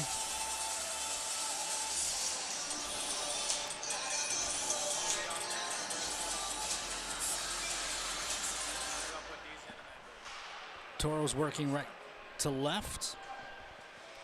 It rolls in deep. Hannes make that 2-way, getting worked over in the corner. Help comes from Yohala. To the near side, Owens. Owens sends it out to neutral. Patch Cronin on it there. Worked ahead, Keanu Kren couldn't gain the line.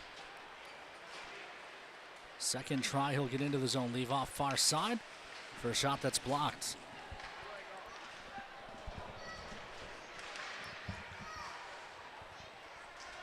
All right, and now we have Ian Spencer with us. Spence, can you hear us? Try that again. Can you hear me? Yep, now we got you. What's up? So, Spence, let's start with the obvious thing. Congratulations, tying a franchise record, 71 points in a season. We heard from Flem after he scored the goal that helped you tie that record, how important that was, not just to you, but to your teammates. What does it mean that guys were trying to help you get that point? Yeah, I mean, obviously it means a lot. Throughout the year, it takes a lot to kind of get that far, and you can't do it without everybody on your team. So it's definitely an honor, but it's kind of a team award, I'd say. Yeah, the game obviously didn't go the way you guys wanted last night, but did you take a moment afterwards to just reflect on what that means to leave here as having posted, arguably the best season in franchise history? Yeah, we in the locker room, we were all pretty lighthearted, knowing these games don't really mean much because we both got our playoff seeds. But yeah, I mean, guys were happy for me, and it was good. It was good that they were lighthearted even though we lost, because we knew we played well. But yeah, that's pretty much it. It's the question I'm sure you've been asked a million times today. I've been asked. Garrett Roth, the head coach of the Bobcats, even asked me before the game, why isn't Ian Spencer in the lineup tonight? So, how did that decision get made, and are you happy with it? Yeah, I mean, Cody and I obviously had a talk about it. He kind of asked me what I wanted to do, and we both kind of agreed that. I mean, I have the record, obviously, with Hunter Longies, and I don't think it's a huge difference between tying it and breaking it because still got this far, and we kind of just decided that it was more important to save the legs and save the body for playoffs because we got to travel next week, and we got a big couple games against Austin. Hunter Longie was here your first sort of year with the Toros. You finished the year much like Jax Warren doing with the Toros this year. Chuck Owens last year, that guy who comes in, joins the roster after their high school or youth season. What was it like for you getting to know Hunter Longie and then chasing his record this year? Yeah, I mean, obviously when I was shot from out front, stopped by Mizanko, sorry. Well, when I was here, I was pretty close with Hunter. I was kind of doing whatever he was doing, so I mean, it's pretty cool because I started here and he was finishing up, so seeing myself in his position now is pretty neat. Turning our attention to next weekend, you look at your Toro career. I mentioned you joined the team as that AP player who then had playoff eligibility. The next year, you put up 20 points last year. I think when you really broke out was game 1 against Austin in the first round last year. 2 goals and an assist after a second half that saw you finish the regular season on a 15-game goalless streak. How much do you attribute that playoff success to the year you had this season?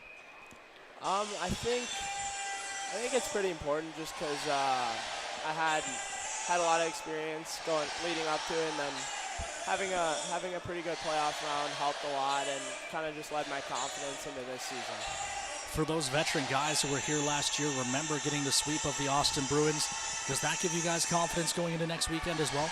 I mean, yeah, I know we obviously finished third, but I think I trust every guy on this team, and I think we're a playoff team, and I think everybody's equally as confident, so it's pretty exciting. Something else I wanted to ask you about, Ian, as you made the transition from Shattuck to Minot, you look at your numbers at Shattuck, you were basically a point-per-game guy. This year, you're well over a point-per-game guy for the Toros. Last year, 20 points through 47 games. For a lot of players, who get into the NAHL, it's the first time they've faced adversity, the first time they haven't been able to just go out and do whatever they wanted on the ice. What is that transition like as a player, and how do you deal with that frustration when pucks aren't going in the way they did your entire career until that point? Yeah, I mean, it's something that everyone deals with, so that kind of gives you a little peace of mind knowing that every player has to go through it. But it's definitely, everyone comes from being one of the better players on their team to, obviously it's a grown man league now and it's pretty physical, so it's important, but you kind of get the hang of it after a little bit. You start feeling the pace out and then everything goes well from there. And Ian, we talked a little bit about how there's a bunch of returners from last year. How can you take that postseason experience now going into a series against a physical Austin team and try and utilize that experience? Yeah, that's definitely important because we got some playoff experience now, and obviously making the Robertson Cup was pretty cool. But it's definitely gives you a little feel for what playoffs is all about, and you kind of know what you have to do to win. Toros turn one over, but Will Mazenko scrambles after making the first save to get the cover. And then from being there last year, kind of how do you take that experience and let the younger guys, or not the younger guys, but the guys who are just here for the first time this year, how do you help them out as the Toros move into the first round of the playoffs? Yeah, I think it starts in practice and just doing. If you just see guys that are on the rink and you see how seriously they're taking every little thing, I think it's definitely speaks pretty loudly, especially to the younger guys. So once they see our habits, good things come to them too. Ian, you got to wear a letter this season, an A on your jersey. Cody Campbell elected not to go with the captain, instead with 4 assistants. But you've been here, you mentioned Hunter Longy a couple years ago, Trevor Stahowiak, a longtime guy. You've got to play with a lot of good leadership guys. Is there something you took from them over your first year and a half in Minot that you used coming into this season? Yeah, I mean, obviously, I'd say Trevor Stahowiak specifically. I kind of learned a lot from him just off ice being a leader, and definitely I think a lot of it is just how you prepare for every little moment, even if it's just a half day at practice or something. Like it's the way you take the little things, and then from there your work ethic and your mentality is built from there. Cody Campbell behind the bench has had unprecedented success here as a Toro head coach. Over 600 win percentage in his 4 years here. Took the team to the Robbie last year. What has Cody Campbell meant for your career? Obviously he's huge. I mean, he's done a lot for me and the team so far, and obviously I got pretty close with him in the past year and a half, and it's been an honor. He cares so much about his players, and you don't find that everywhere, especially in junior hockey. So it's pretty cool seeing a guy care as much as he does.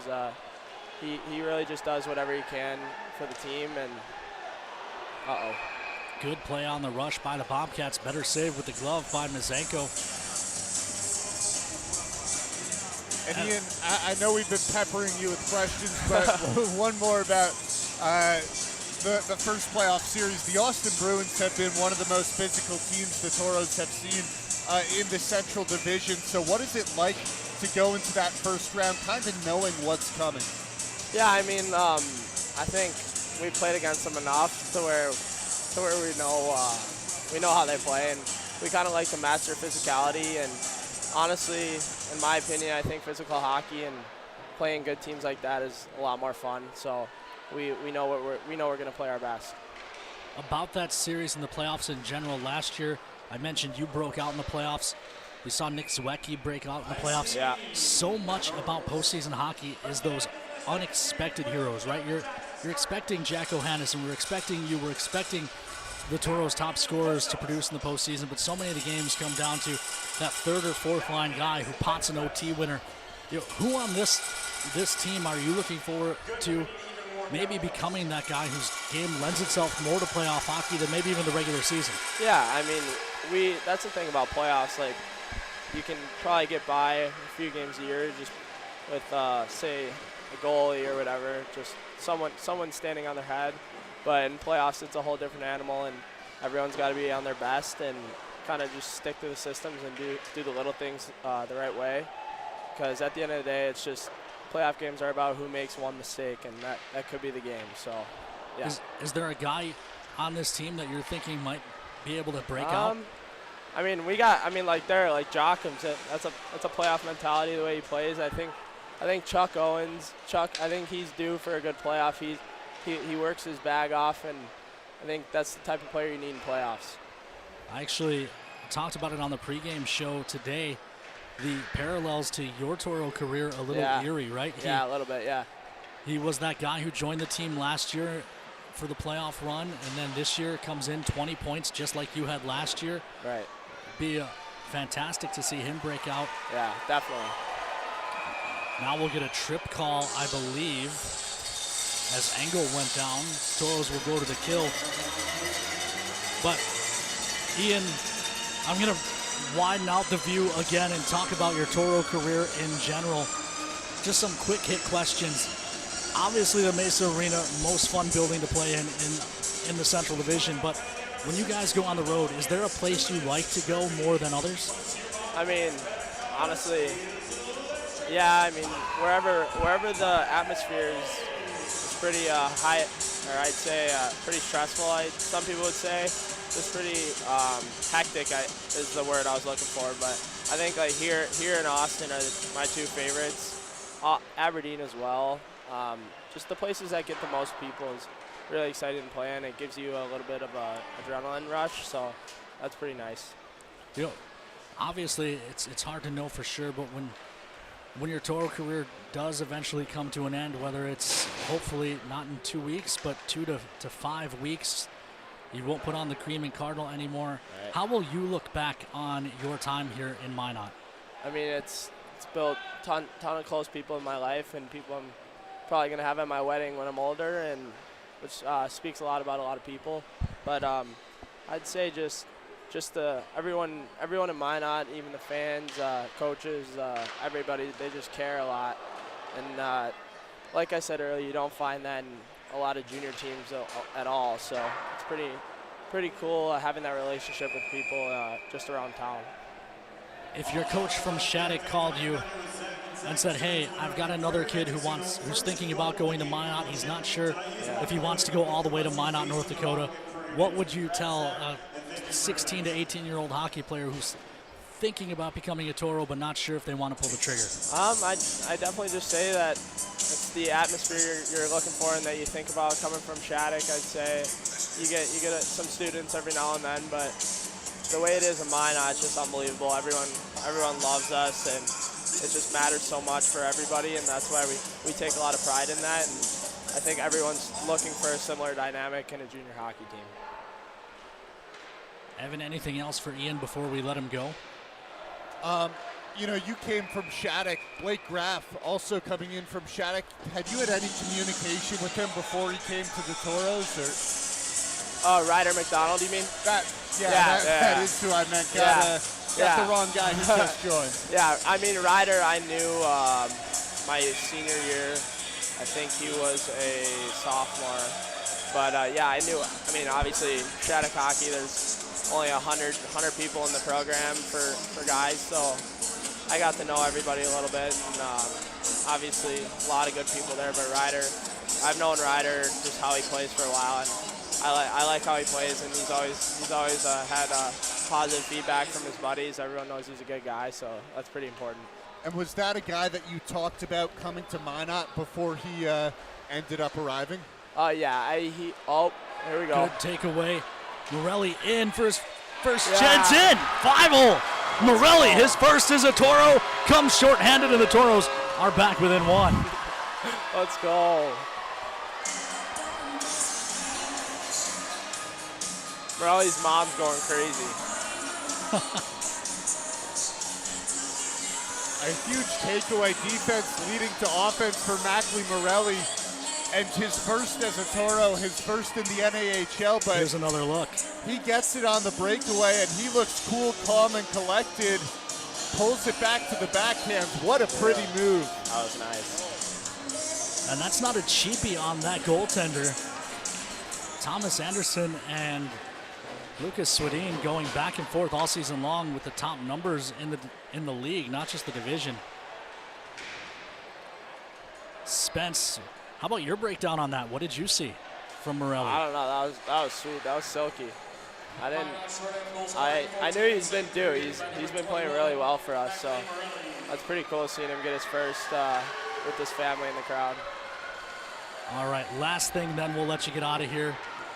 Ian, you've been a long-time Toro. You've now got your name forever in the Toro record books. Anything you want to say to the thousands of Toro fans out there? Yeah, I mean, obviously, you guys care so much, and that speaks so loud, and that helps us out every single game, and it was so much more than I could have ever imagined, and I really appreciate every little thing the community has done for us, and hopefully we're gonna make a deep playoff run for all you guys. All right, well, Ian, thank you for giving us a few minutes. Yep, Let you get back to your teammates and enjoy the rest of this one. Hopefully we get to watch a comeback. Yep, always. Thank you. Appreciate it. Ian. Toro fans, once again, that was Ian Spencer who gave us a good 9+ minutes of hockey time. And just a lot of good stuff from a guy who is now the single-season point leader in Toro history, tied with Hunter Longy, 71 points. And I thought they did call the dive, so we're going 4-on-4. Toros will not be shorthanded as we rejoin play now, and as this game is tightened up. Jack O'Hanneson goes to the box for the trip. It looked like the Toros were going to go shorthanded once again, but like you said, Ken, 4-on-4. Toros just 2 shots on goal so far this period, but one of them, the Morelli goal on the breakaway there. Morelli with the takeaway finishes it off himself. So they announced it in the building as interference, but I'm positive they called embellishment on that. Far side, Ty James couldn't hold on, and it's poked ahead. 2-on-1 if the Bobcats hurry. Shot coming, and it's blocked. A good stick from Perreault. Rebound to the near side wall. Kenny walking in, can't get free. Toros may have gotten away with a hook. Played down to the wall, return feed. Good stick by Ty James. Frees it up, and it's Juhala who carries ahead. Juhala sweeps it into the offensive zone. Can't get through to the net as Engel walls him off. Juhala keeps it moving around to the near side. Cats control, it's Rowan. Rowan up ice. Kenny tries to drop it back for Owen. Around to the near wall. Nifty touch by Juhala. Frees it up for Warren. Warren finds Gibbs. Right back to Warren between the circles in the Toro zone. 44 seconds left on the 4-on-4 play as this is dumped in for number 4, Bannister. Around to the near side, Sipnewski. Sipnewski can't keep it away from the Toros, number 4, Warren. Eventually does get it back. And again, Warren cuts him off, but this time his chip up the ice will go for an icing. Icing is brought to you by our friends at Minot's Finest Collision Center. 4-on-4 seeming to favor the Bobcats so far here early. You saw them break out on the 2-on-1, but it was a great play by Kevin Perreault to block off that shot. Thought it was going to be a clear lane on Will Mazenko, but instead, shot doesn't even go on net. Defensive zone draw for the Toros, controlled by the Cats. Working it down low is Leto. Leto carries all the way back up to the blue line on the far side. Now jams it down the wall for Sandvin. Sandvin carries to the high slot, tries a shot blockered away by Mazenko. Good save through traffic. Both teams come full strength. O'Hanneson out of the box for the Toros. Newman quickly over the boards. Thrown in front for a tip play, and it somehow trickles into the net. And it's back to a 2-goal game. I'm wondering if that might have been Sabulis who tapped it in, although it's the length of the ice, so we didn't get a clear look. We'll see the replay.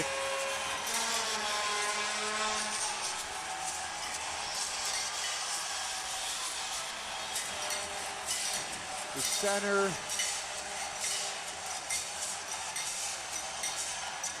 I think Sabulis may have put that into his own net, trying to stick handle it. I think he did as well in real time, but you know, and he did. Looking on the Jumbotron here at the VFW, you see it there. Sabulis does put it in as he's trying to clear. So, Toros back into a 2-goal hole.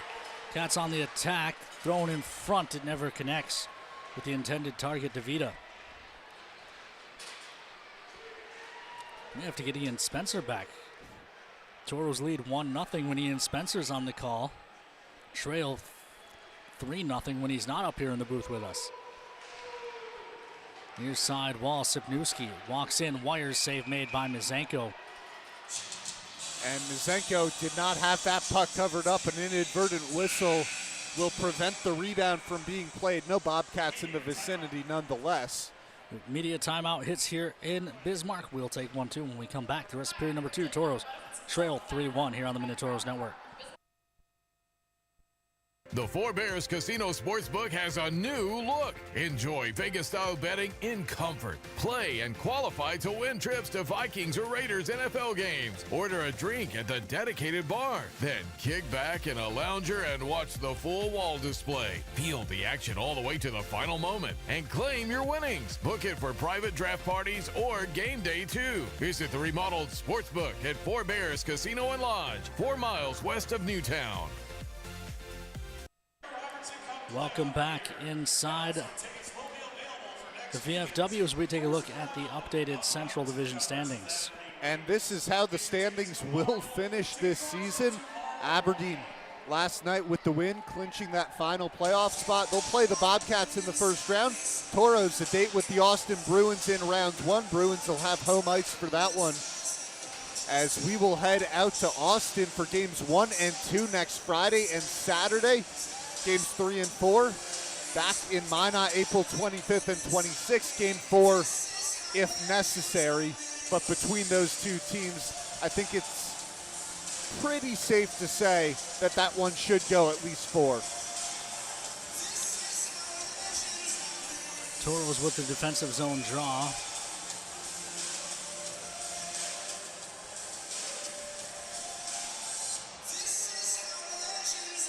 Toros trailing 3-1, just 2 shots on goal about 12 minutes into the second period. Dumped into the offensive zone. Toros give chase. Far side, Yohala putting a bear hug by Engel and taking off the puck. Toros still win it. Owens working on the far wall. They continue to dig. Stick has fallen on the ice. Cats still win the battle. It's spun around to the near side for Engel.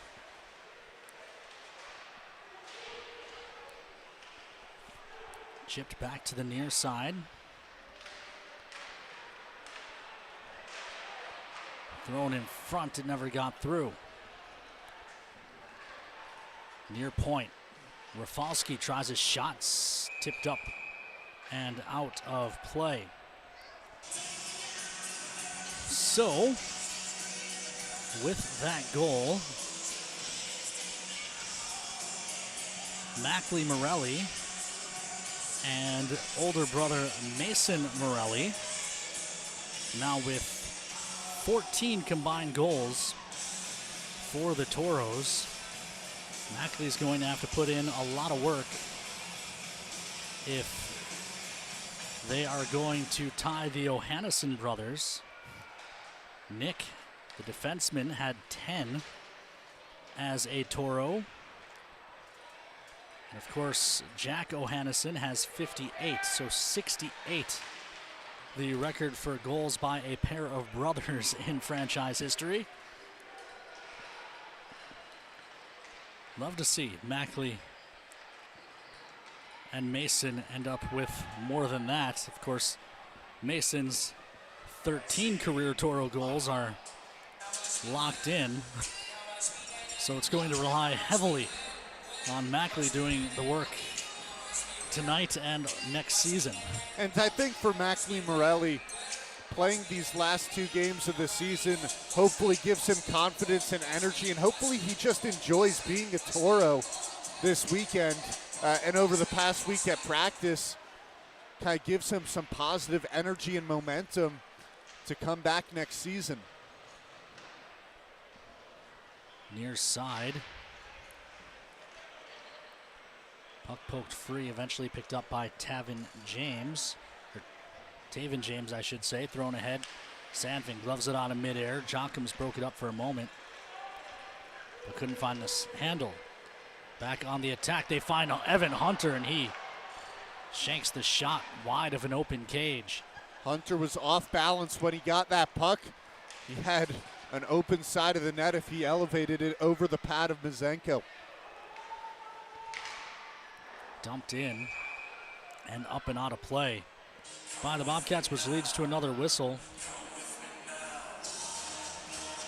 Looking at other sets of brothers for the Toros, Steven Sherman had 7 goals in his lone season as a Toro, and Cody Sherman, his brother, had 2 in 17 games, so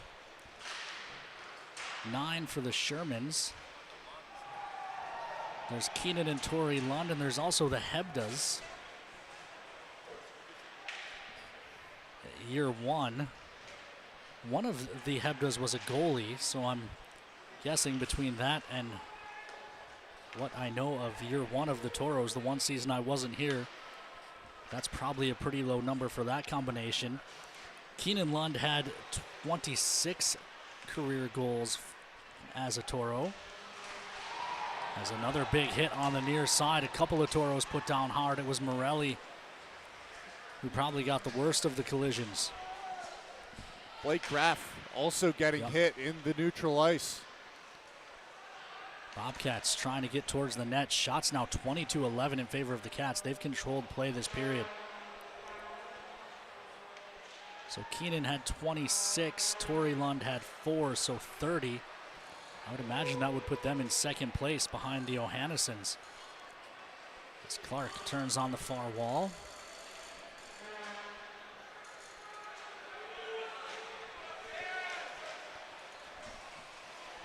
Toros dumping in the offensive zone. Rafalski behind his own net. Pressured by Ohannessen. Owens takes it away, got tripped right in front of the referee. Cody Campbell exasperated. This is Yahala. 9 goals for Buster Hebda. His brother Jake, the goalie, did not have any. This carried ahead by Ohannessen. Leaves off for Owens, gets it back to Ohannessen. Couldn't carry around behind the net, but help from Yohala. Yohala throws it on net. It's loose in front. Owens couldn't chip it into the top corner as he crashed down on that rebound. Missed just wide.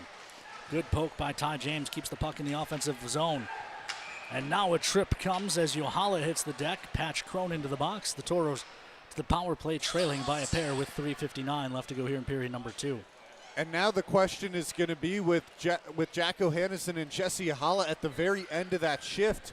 Do they start the power play out on the ice? I would say so, as Jesse Yahala has refused to go anywhere near the bench to even give Cody Campbell the option to not put him out there. And Yahala will head to the face-off circle. Ohannessen back out on the ice with Chuck Owens. As we take a look at the chance, Ohannessen has his man tied up, which gave Chuck Owens the look out in front, but Owens couldn't direct it on target. Toros control the draw. Ty James up top for Jordan Gibbs. Back to James, one-timer, save made, no rebound given. And now Engel and Owens.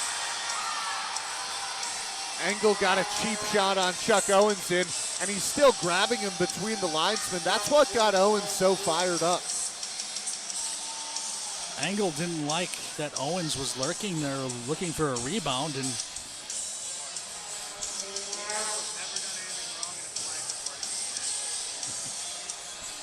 .350 to go here in period number 2, a minute 52 on the power play. Of course, there's the Jockums brothers. And now Jesse Yahala is going to go try and calm Chuck Owens down. Ian Engel still out on the ice as Engel and Owens going face-to-face to the right of the face-off. Yohala wins it back. Ohannesson will got it back to the point. Braden Jockums with 5 this year. How many did Ryland have last year? He had 4, so 9 for the Jockums as well. Yohala leaves it up top. Ohannesson looks across. It's in the skates of Ty James. Gets it back to Ohannesson, but Ohannesson's pass picked off by Engel, and the Toros will have to chase. The moral of the story, Jack and Nick Ohannesson with 68 combined goals for the Toros are miles ahead of any other pair of brothers. Engel laying another big hit on Noah Gibbs. Chuck Owens and his group went for a change. Second power play unit out on the ice for the Toros. With the exception of Yohala, who stayed out. 50 seconds left on the power play. Clark up top for Tui. Tui gives to Yohala, who had been calling for it. Yohala buys time and space, then plays up top for Tui. Tui holding. Gives to Clark near point. Clark carries down the hash marks back up top. Tui. Tui looking for a lane, doesn't have one, so he gives to Clark. Clark shot through traffic, goes wide. Yohala finds the rebound on the far side half. Yohala working on Sandvin. Guides it up top for Tui. Near point, Clark. Clark carries to the top of the near circle. Tries to turn back. Forces it back down the wall. Clark behind the net. Jockham's trying to get to the front. He's poked by Anderson. Banked up top for Tui. 5 seconds left on the power play. Yohala looking up top. Tui brings it through traffic. It hits a body. Karams, and Toros can't get it to go. Follow-up try doesn't go for Jockham's either. Clark banks one to the side of the net. Yohala pinches down the wall. Minute 47 left in period number 2 as the Toros throw that towards the cage. Good keep by Noah Gibbs. Feeds Yohala. Yohala getting worked over on that far side, but eventually the Bobcats find it and flip it down the ice. Arm is up. This will go for an icing. Icing is brought to you. No, they wave it off. Bobcats won the race down the ice.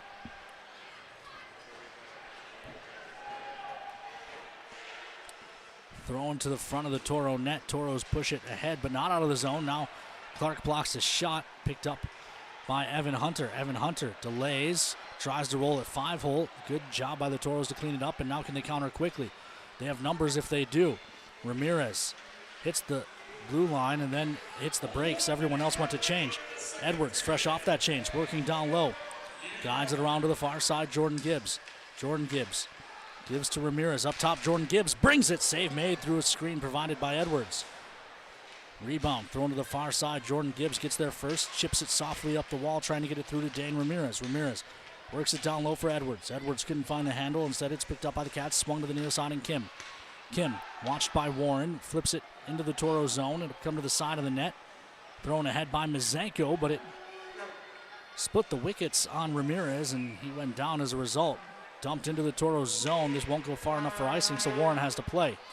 He throws it up the far side right into the chest of the linesman, which leads to a turnover, but the Cats biff it, and it's out to neutral for Taven James.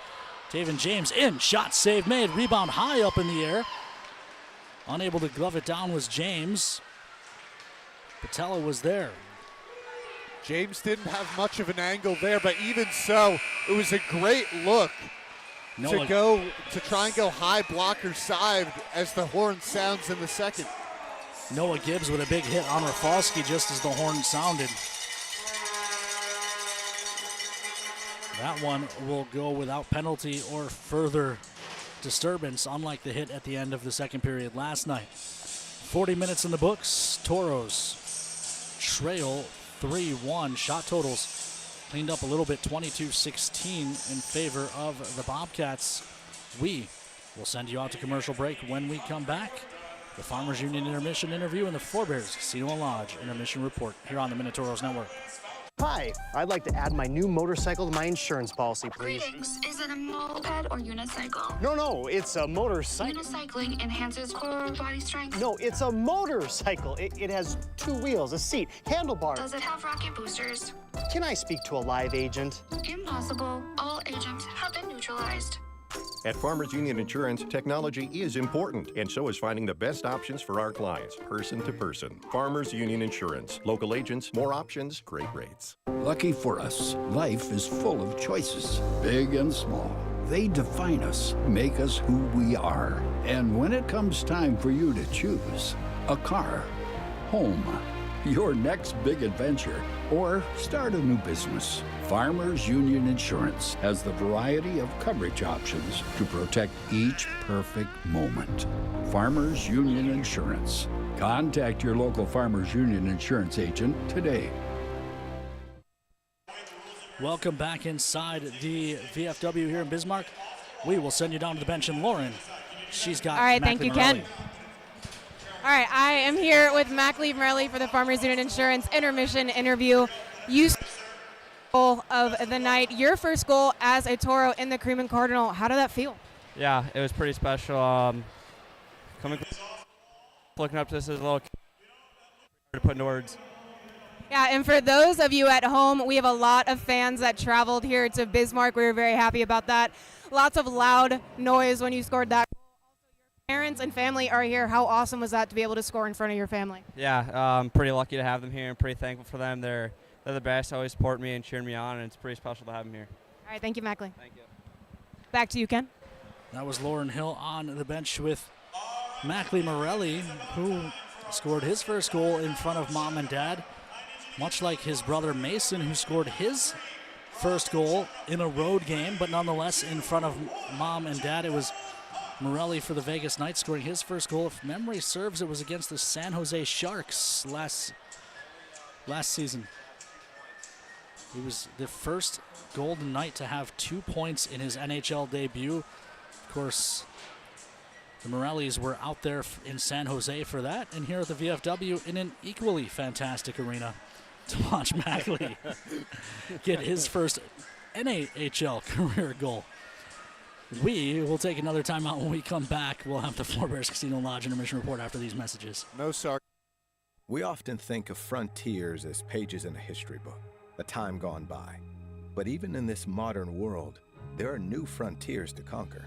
Whether you're tending the land to grow a better tomorrow or growing a business for new opportunities, the work you do powers the world. Exploring the frontier means stepping forward, shaping the future for yourself and for those around you. First International Bank and Trust, helping you live first, one step at a time. When you carry blue, you get a devoted team backing you up, focused on you and your well-being, making it easier and affordable for you to make health a priority. When you carry blue, you get a health plan that anticipates your challenges, that's helping shape the future of healthcare, with more helpful tools and resources so you can get the most out of your benefits and focus more on living your best life. Find your plan today. Blue Cross Blue Shield of North Dakota. Carry blue, carry on. I am Melissa Mack, and I do collections and loans at Aspire Credit Union. My name is Amy Rasmussen, and I am the Member Experience Coordinator at Aspire Credit Union. I think it's very important to give back to our community to show that we care. I think that we're very good at showing our members we care, and they see us out in the community. What I like most about working at Aspire Credit Union, it is very family oriented. We feel like one big happy family, and Aspire knows that your family always comes first. I'll always remember when I first started. I showed up to work and my whole office was decorated in Mexican theme because I was going to be going to Mexico. I remember just being so shocked and so honored that they did that for me. I just think that's really special that Aspire allows us to develop those relationships with our coworkers. We do a lot of fun things. We have the best potlucks ever. Kind of brings us together, and everyone just kind of helps each other out. Aspire to more. Hi, I'd like to add my new motorcycle to my insurance policy, please. Greetings. Is it a moped or unicycle? No, it's a motorcycle. Unicycling enhances core body strength. No, it's a motorcycle. It has 2 wheels, a seat, handlebars. Does it have rocket boosters? Can I speak to a live agent? Impossible. All agents have been neutralized. At Farmers Union Insurance, technology is important, and so is finding the best options for our clients, person to person. Farmers Union Insurance. Local agents, more options, great rates. As long as you have the back of someone in the midst of an overdose, North Dakota's Good Samaritan Law has yours. Learn how to save a life at behavioralhealth.nd.gov. Opioids. Fill with care. Our history sets us on our path. From the moment we're born, we begin our walk through life. We learn so we can discover. We find our passion and develop our skills. We build relationships. We start thinking about what we're going to leave behind to those we love. Let our legacy help shape yours. First International Bank and Trust. No matter your place in life, we can help you live first. Since 1977, Northwest Tire's been your partner on the road for over 40 years. People have put their trust in our quality brand tires and expert service on the roads and in the fields for work, play, and travel. Northwest Tire, keeping you rolling down the road. When facing disaster, it's not just the things we lose, but the memories. But there's hope. ServPro, with decades of experience in Minot and Bismarck, is always ready. Our certified professionals don't just restore homes, they rebuild lives. Because to us, you're not just a client, you're family.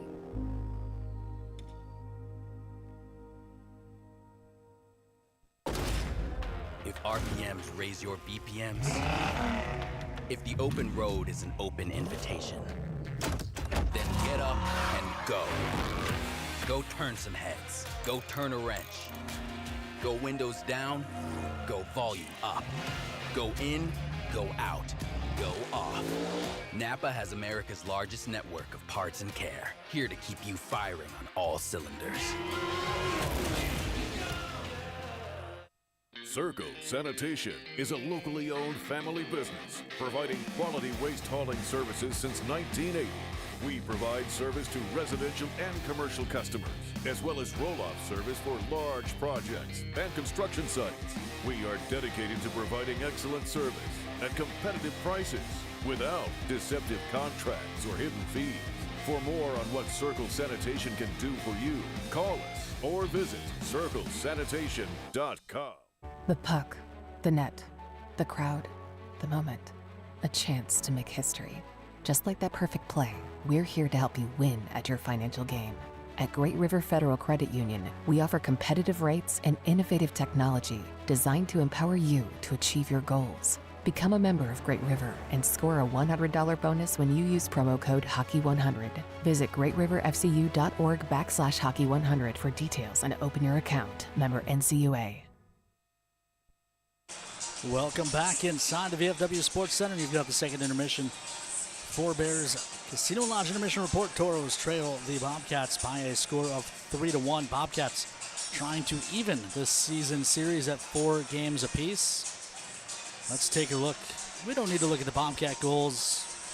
Let's just take a look at Mackley Morelli's first as a Toro. I threw a curveball at Kobe, and like me in my baseball career, he whiffed on it. Kobe not at all upset, but here's the Morelli goal. Well, a good takeaway in neutral. Got himself in alone. And 5-hole on one of the top 3 goaltenders in the North American Hockey League. Certainly not a cheapie, but so far that's been it for the Toros offense. And I think when you look at that goal by Morelli, the takeaway, the impressive part there was to play it ahead in a sense where he got free from Tommy Cronin because he plays the puck up into the air, so Cronin basically goes horizontally. He has no vertical momentum, which gives Morelli the chance to drive in on the net all alone.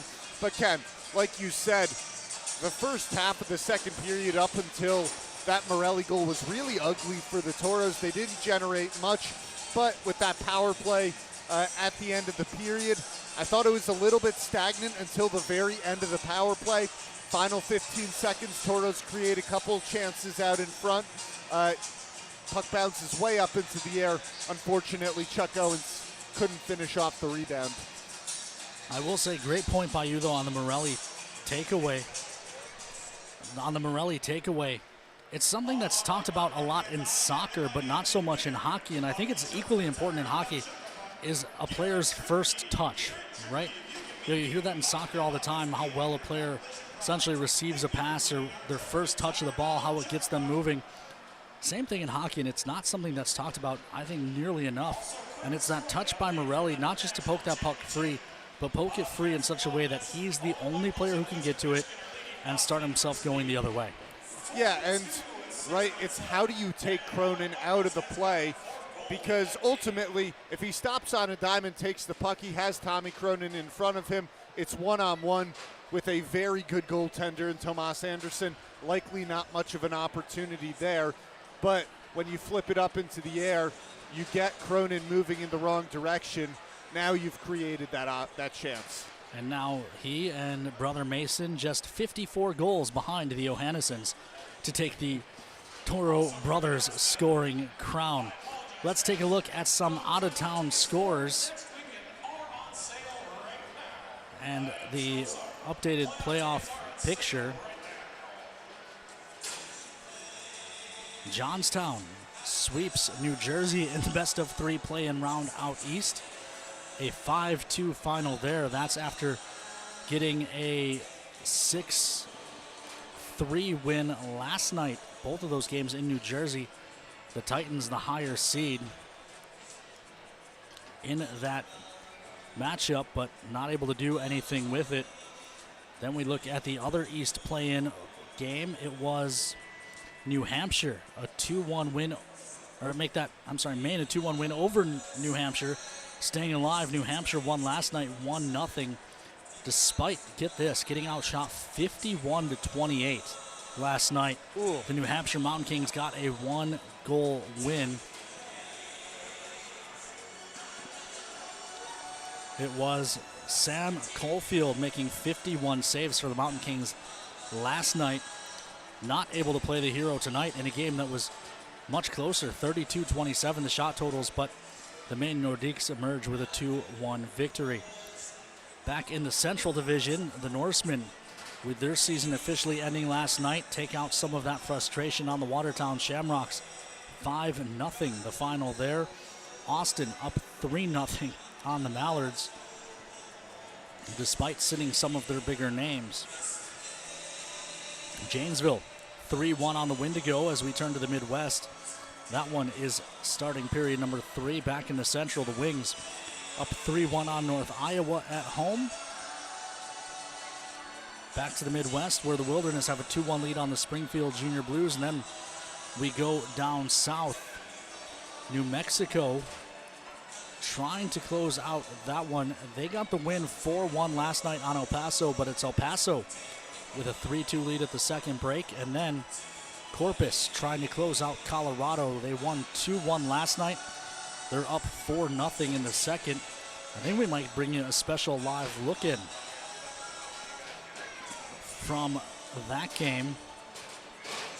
As Kobe gets that ready, I'll just remind you that later tonight, for those of you who have an AHL TV, if you want to check out the official close of the regular season, the Chippewa Steel visit the Anchorage Wolverines, Kenai River Brown Bears finish with the Fairbanks Ice Dogs. Here's that live look in Corpus, where the Ice Rays have a 4-0 lead, looking to close out the Colorado Grits. And I think one of the more interesting box scores of the season when the Ice Rays faced off against the Lone Star Brahmas. We were heading back from Watertown on that trip, and the game against the Shamrocks had about 247 penalty minutes, if I'm remembering it right, between the Toros and the Shamrocks. Set an all-time record for the Toros. And then I take a look at the box score between the Ice Rays and the Brahmas, and that game was well over 700 penalty minutes. I think at that point, the official box score was actually glitching because there wasn't enough room to put all of the penalties down. It'll be interesting to see. So down south, Lone Star's the 1, New Mexico, make that Shreveport's the 2. Corpus was the 3 and New Mexico was the 4. If Corpus gets through, they will face Shreveport. But that very well could end up being a rematch in the South Finals, Corpus and Lone Star. And I imagine we talk about what a battle the entire Central Division is, but a South Final between Corpus and Lone Star after what happened earlier this year, that series would be a full-out war. Oh, that would be so much fun. And talked about the penalty minutes, didn't talk about a whiteboard, or it was a clipboard or a whiteboard getting thrown from one bench to another. That was a fun car ride back. I mean, we were just watching highlights and going, what happened? Well, and Toro alum John Emmons' little brother plays for Lone Star. Charlie Emmons, he had 3 fights in that one scrum. He won all 3. I was texting with John, not John, his older brother, but John, their father, John Emmons. I was texting with him that next day. I shot him a message on Sunday. Not often you get to see your son win 3 fights in one night. And we had a good laugh about that one. He's hoping that he'll get to see us in Blaine again. He'd, of course, be there if Lone Star makes it, and he's rooting for the Toros to make it as well. As we see, Corpus puts in another, so they are looking to sweep Colorado out of the postseason. The Grit get in for the first time, their second season in the North American Hockey League, but Corpus just outclassing them this evening. But I think that's expected, right? First year is always going to be tough for an organization, even to make the play-in in the second season for a Grit. That's a good year. It looks like their run is going to end tonight. But similarly, we see 2 new teams in the Central Division this year in the Minnesota Mallards and the Watertown Shamrocks. And the Mallards have struggled, but I'd say the Shamrocks have done a great job, not just in building a fan base, but if you look at what they've done over the past couple months, despite being out of playoff contention, they've managed to rack up some wins and stay competitive in a way that's going to make it interesting in year 2. That indeed, but Toro's not worried about year 2. They're worried about season 2, the postseason, which will kick off next week. But before that, we have 20 more minutes, maybe more, of hockey left in us to close out the 14th regular season in franchise history. We will take a commercial break, come back with period number 3 after these messages here on the Minotauros Network.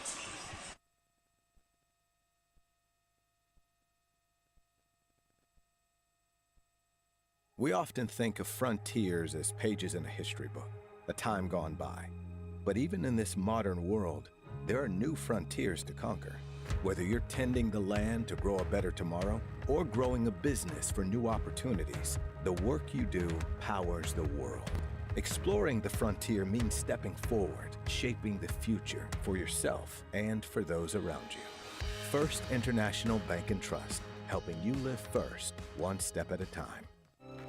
When you carry blue, you get a devoted team backing you up, focused on you and your well-being, making it easier and affordable for you to make health a priority. When you carry blue, you get a health plan that anticipates your challenges, that's helping shape the future of healthcare, with more helpful tools and resources so you can get the most out of your benefits and focus more on living your best life. Find your plan today. Blue Cross Blue Shield of North Dakota. Carry blue, carry on. I am Melissa Mack, and I do collections and loans at Aspire Credit Union. My name is Amy Rasmussen, and I am the Member Experience Coordinator at Aspire Credit Union. I think it's very important to give back to our community to show that we care. I think that we're very good at showing our members we care, and they see us out in the community. What I like most about working at Aspire Credit Union, it is very family oriented. We feel like one big happy family, and Aspire knows that your family always comes first. I'll always remember when I first started. I showed up to work and my whole office was decorated in Mexican theme because I was going to be going to Mexico. I remember just being so shocked and like so honored that they did that for me. I just think that's really special that Aspire allows us to develop those relationships with our coworkers. We do a lot of fun things. We have the best potlucks ever. Kind of brings us together and everyone just kind of helps each other out. Aspire to more. Circle Sanitation is a locally owned family business providing quality waste hauling services since 1980. We provide service to residential and commercial customers, as well as roll-off service for large projects and construction sites. We are dedicated to providing excellent service at competitive prices without deceptive contracts or hidden fees. For more on what Circle Sanitation can do for you, call us or visit circlesanitation.com. Welcome back inside the VFW Sports Center in Bismarck, North Dakota. We get ready to start period number 3. Toros and Bobcats. We take a look at the Central Division leaders. Alex Lorenza, an absurd 82 points, including a league record 19-game point streak that the Toros actually snapped on him the Saturday before Christmas break. Ian Spencer, second in the division with 71 points. They're second among team leaders. Luke Malkeesian, Alex Lorenzo's line mate, has 77 points. But either way,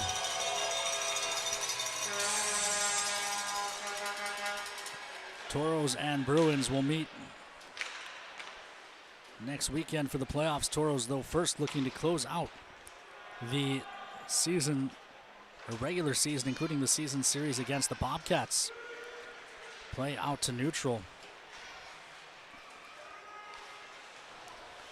Toros, no matter what happens in this final 20 minutes, at worst, will finish the season 500 against the Bobcats. As this pass across, long shot by Yohala. It's in. No. Arm went up. I thought the referee was going to point to the net, and then the arm just kept elevating. I think he's calling a penalty. I believe it was Chuck Owens got caught up with Tomas Anderson as he went through the blue paint, and the Toros will go to the Papa John's PK. Yeah, this is going to be goaltender interference, and they're not going to call any retaliation against the Bobcats. Not much emerging after the whistle. Owens was looking for the follow-up, picked his head up momentarily, and did run into Anderson. So Toros go to the kill once again. Toros 1 for 2 on the Papa John's PK, gave up a power play goal in the first period. Effectively even as they had the shorthanded goal from Morelli. Cats control off the draw, however. Thrown in front. Tui blocked the pass, but Cronin guides it back to the point. That's Tommy Cronin. Sorry, I forget they've got Patch Cronin in the lineup as well, the AP player. Kaminsky working down low, hands to Tommy Cronin, who touches it blindly to the front, only for it to be swatted the distance by Noah Gibbs. I was starting to say no matter what, the Toros will finish at worst 500 against the Bobcats this season. Toros did not pick up their first win against the Bobcats until season number 2 in franchise history. A 4-1 win on November 17th of 2012. So the Toros started 0-12 against the Bobcats. But now, all-time, 78, 68, and 16. So you take that first year out of it, and the series has really favored the Toros of late. Bobcats struggling to connect on passes early in the power play. That's allowed the Toros to clear the zone quite a few times as the Bobcats now move in. 50 seconds to go on the man advantage. Alexander Kim, who opened the scoring, couldn't find the handle on that one. Guides it back to the point. Dumped down low. Evan Hunter trying to feed it out front. Puck pinballs it, finds Hunter. Hunter in tight. Couldn't get it to go, and then Jordan Gibbs finds it. Fails to clear. Yohala, help from O'Hannesson. They get out of the zone, and now they're looking to attack. O'Hannesson throws one wide of the cage. The rebound carries out to neutral. It actually starts the Bobcats back on the attack with 22 seconds left on the Papa John's PK for the Toros. Shot by Rowan, blockered up off the glass by Mazenko. He's given up 3 on 23, but has looked pretty solid in doing it. The numbers, the save percentage might not be what you want, but overall he's faced a lot of high danger chances. And I wouldn't say that any of the goals allowed were soft. Toros come full strength. Edwards looking to attack. Edwards with a shot. It's blocked up and out of play for a whistle. Ken, you started to talk about the 3 goals that Mazenko has given up. The first one hits off the back wall, comes right to his post. Second one is on the penalty kill that the Toros really should not have had to kill that penalty. And the third is a weird hop out in front that Leo Sabulis actually puts past Mazenko. So like you said, all 3 goals unconventional, and I don't think this has been a poor performance from Mazenko by any stretch. Mazenko, an 05 goaltender, one of the Toros eligible to return next season. This carried ahead by Roloffs, finds Sibnewski. Sibnewski on the attack, cleaned up nicely by another 05 Toro, Ty James. Parker Newman has trouble on that far side. And behind the net, Ty James working against Sibnewski, trying to just bowl his way to the net. Ty James tackles him, and now Sibnewski took Ty James' helmet off, so James has to go to the bench. Long shot, save made by Mazenko through traffic, and the rebound kick to the corner. Tui starts up ice, looks across, finds Edwards. Edwards back to the far side. Ramirez shot goes wide. It comes back to him, hammers it wide of the cage again. Near side, Tui. Tui with a long shot. Rebound given, and it doesn't go for Parker Newman, who, as you mentioned, has looked good these last few nights for the Toros. Good look for Newman, who hasn't scored a goal since back out in Watertown. A prime rebound, and I think his stick might have just already been there, so it was hard for him to wind up and get velocity behind the puck. And yeah, the puck kind of comes all the way to his body, so he can't get much steam behind it as this game stays 3-1. Including the 4 AP players in the lineup for the Toros tonight. 15 players on the roster eligible to return next season for the Toros from this group. Long shot comes well wide into the near corner. Keanu Kren leaves it in the corner. Tommy Cronin finds it, puts it out front for a spinning shot that goes wide. Beaumont trying to get it to the front. He dances through Jordan Gibbs, but the save was made by Mazenko. Beaumont goes down hard. Jordan Gibbs took it away. He finds Jax Warren. Angle took a run at Yohala, who saw it coming and was able to avoid it. Kobe may remember better than I do, but I think it was Ian Engel who hit Chad Muller last season.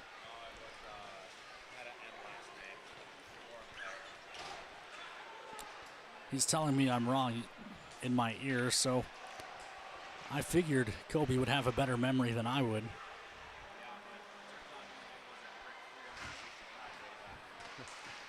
.50 left to go here in period number 3 as the Bobcats dump this into the Toro zone. Mazenko throws it up the far wall. Bouncing puck, Noah Gibbs sweeps it ahead. He has Taven James in for Jockums. Jockums backhand try. What a stop by Anderson, who then gloves the rebound as well.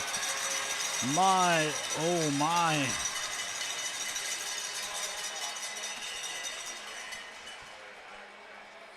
Kobe reminds me it was Tomas Toff last year who ran Chad Muller with less than 5 minutes to go and caused Muller to miss rounds 1 and 2.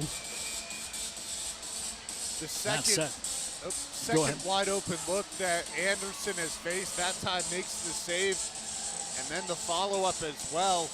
Jockums went to a similar move as as Morelli went to the backhands. Jochim's taking it up high as Morelli slid it 5-hole. They work in the near side corner. Eventually taken away. The Cats look to counter. Instead, they'll just chip it out to neutral.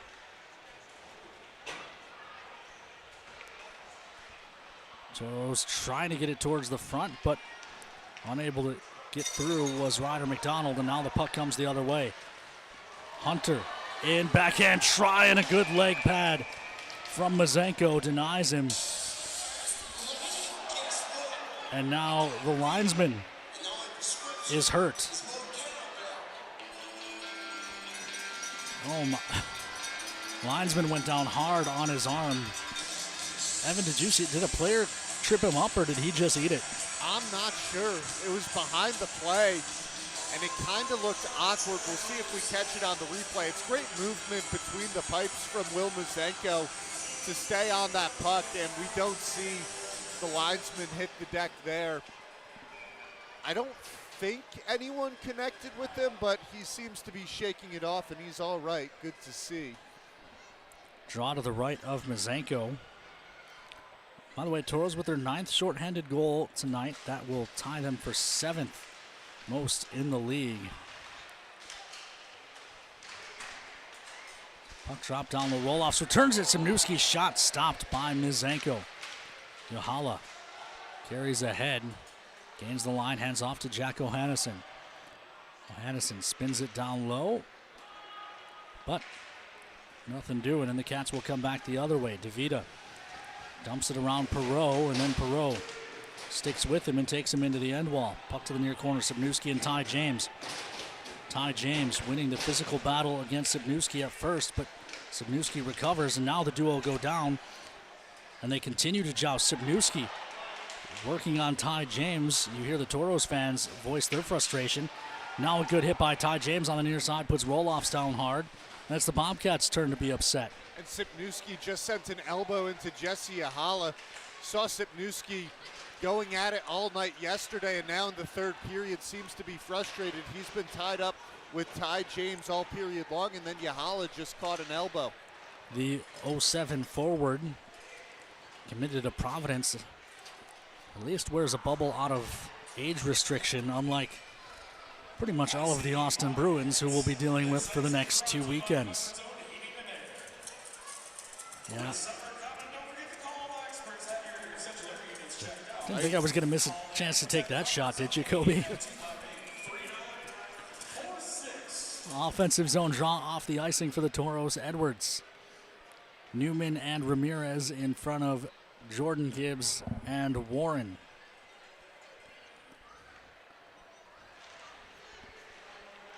Draw dug out from the pile by the Bobcats, who chip it down the ice for Engel.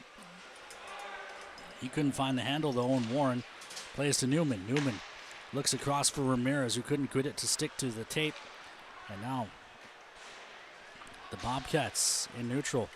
Shout out to the Russell clan, letting me know if the linesmen ran into each other. That's what caused the one to go down. So it wasn't a player, but it was more friendly fire. So far, the Toros the only ones not to run into each other tonight. But this is Beaumont's shot, stopped by Mazenko. Chipped up the near wall. Also, shout out to Shelly Carbo. Lets me know that she's watching Western Michigan celebrate their win. So Minot native and Winnipeg Jets third-round draft pick Zach Nearing hoists the college Division I title. Media timeout here. We'll take one, too, when we come back. We'll finish up Toros and Bobcats and the regular season here on the Minotauros Network.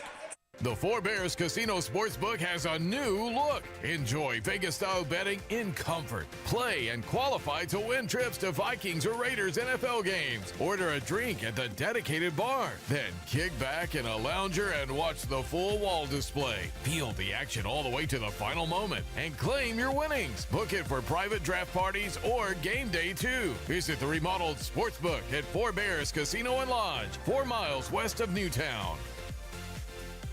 When facing disaster, it's not just the things we lose, but the memories. But there's hope. ServPro, with decades of experience in Minot and Bismarck, is always ready.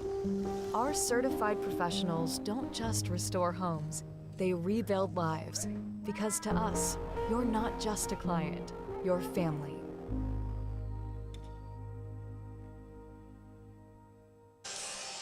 Welcome back inside the VFW Sports Center in Bismarck. Toros trail the Bobcats 3-1, getting outshot 26-21. Speaking of shots on goal, apologies to those of you who followed my advice and took the over on total combined second period shots on goal in the Four Bears over-unders. The number was 20.5. The shot total was 19. We did go over the 10.5 penalty minutes already this evening as well, with there now being 14 penalty minutes. Offensive zone draw for the Toros, eventually dug out by Noah Gibbs. Long shot, that's blocked off. Rebound down low. Braden Jockums couldn't find it. Speeds along to the near side. Jockums with a good physical play on the near wall. Keeps it away from Arvidsson, but support there from Bannister. Gives it back to Arvidsson. Toss to the far side. Bannister watched by Clark. Clark forces a dump, and it's into the near side. Bouncing puck, Leto. Leto and Tui come together. Taven James to dig the puck out, but Kaminsky was there. Kaminsky puts Clark down hard, and that will draw a call. The Toros will go to the power play. It's a trip. And Kaminsky letting the official know just how wrong he thinks he is. You know, Ken, I think I agree with Kaminsky on this one. He went into the body of Huber Clark, but Clark was already on his back leg and was off balance. It didn't take much to put him down. I thought it was probably a clean hit, but nonetheless, Toros go to the First Western Bank and Trust power play. You think about it from an officiating standpoint, maybe that one makes up for the friendly fire from the Bobcats in the first period. Shots 26-21. Toros getting their third opportunity on the First Western Bank and Trust power play.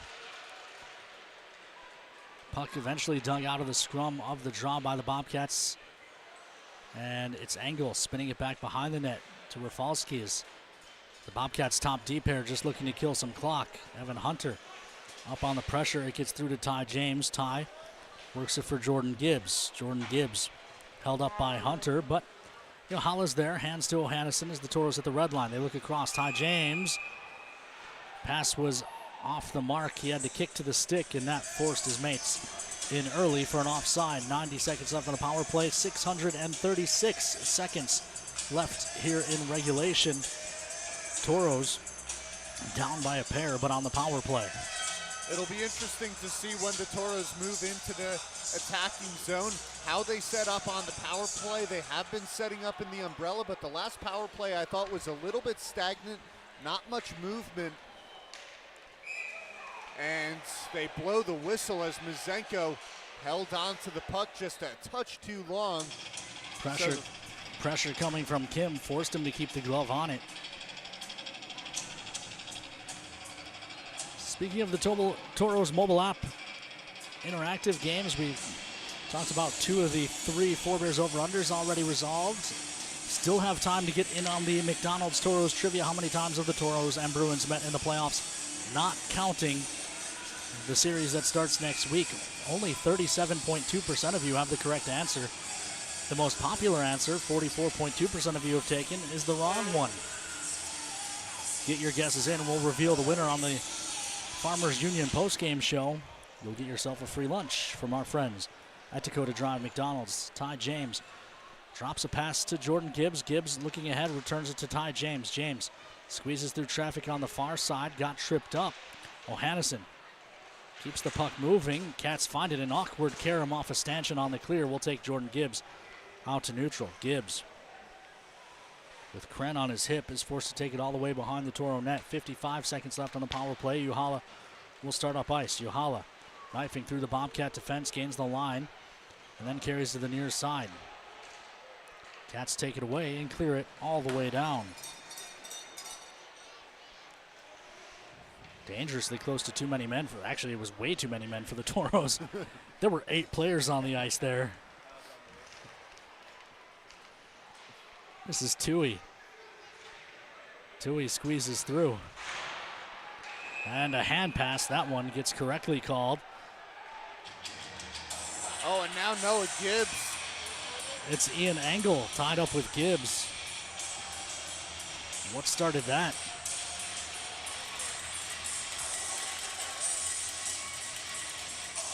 Palindrome on the clock, 9:29 to play here in period number 3. Toros need a pair. And $1:37 into the power play. The Toros haven't had anything set up in the Bobcat zone, haven't gotten a shot on goal. And unsportsmanlike for Engel.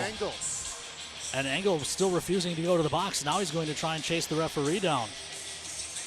Suspend him for game 1.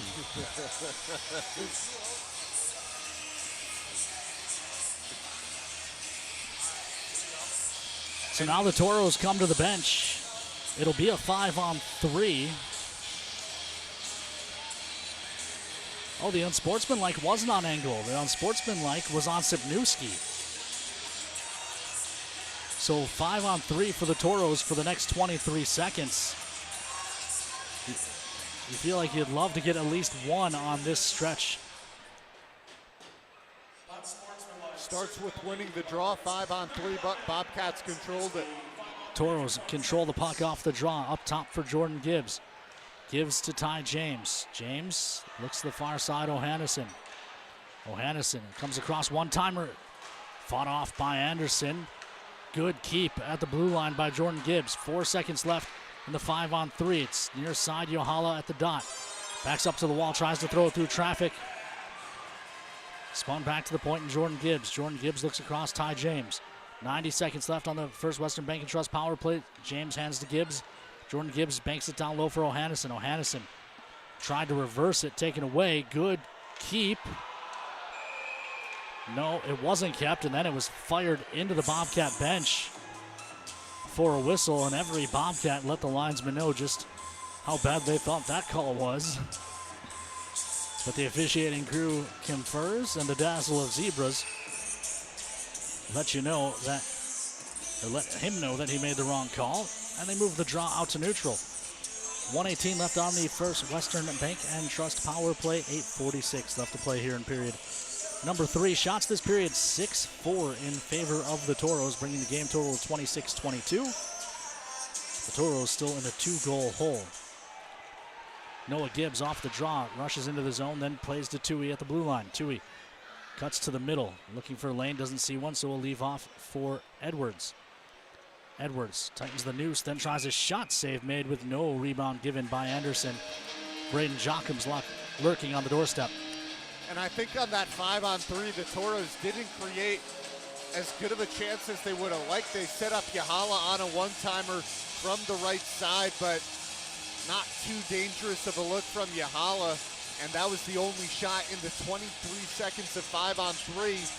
Now 64 seconds remaining on the advantage to try and create something a little bit more dangerous than that.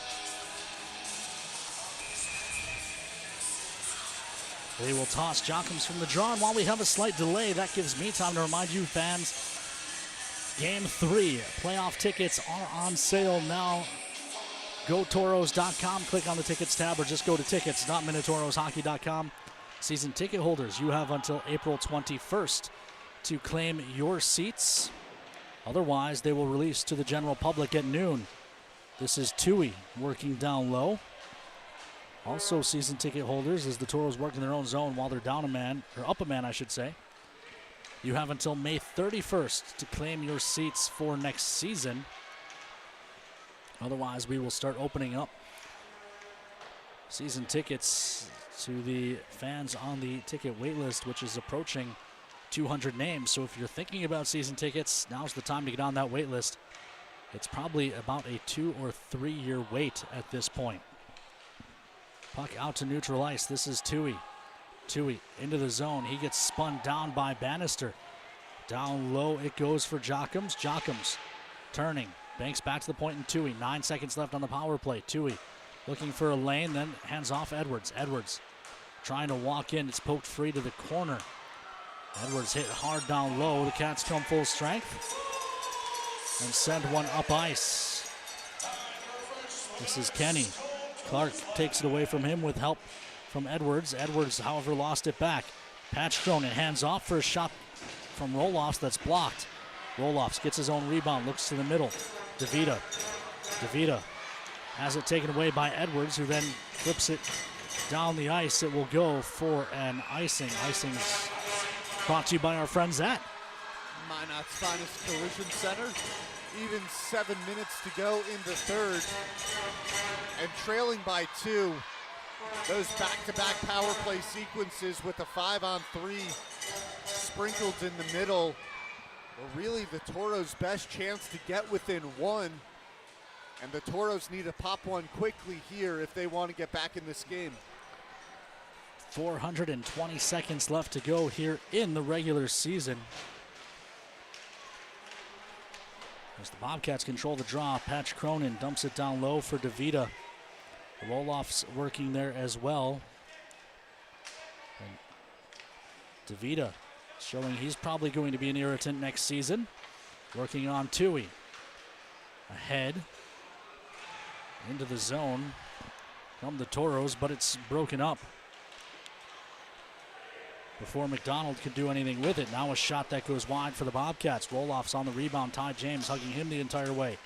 Thrown in front. Subnewski and Perot jousting. Around to the near side comes the loose puck. Ty James on it first. James flips it down the ice. Engel wins the race with Sabulis.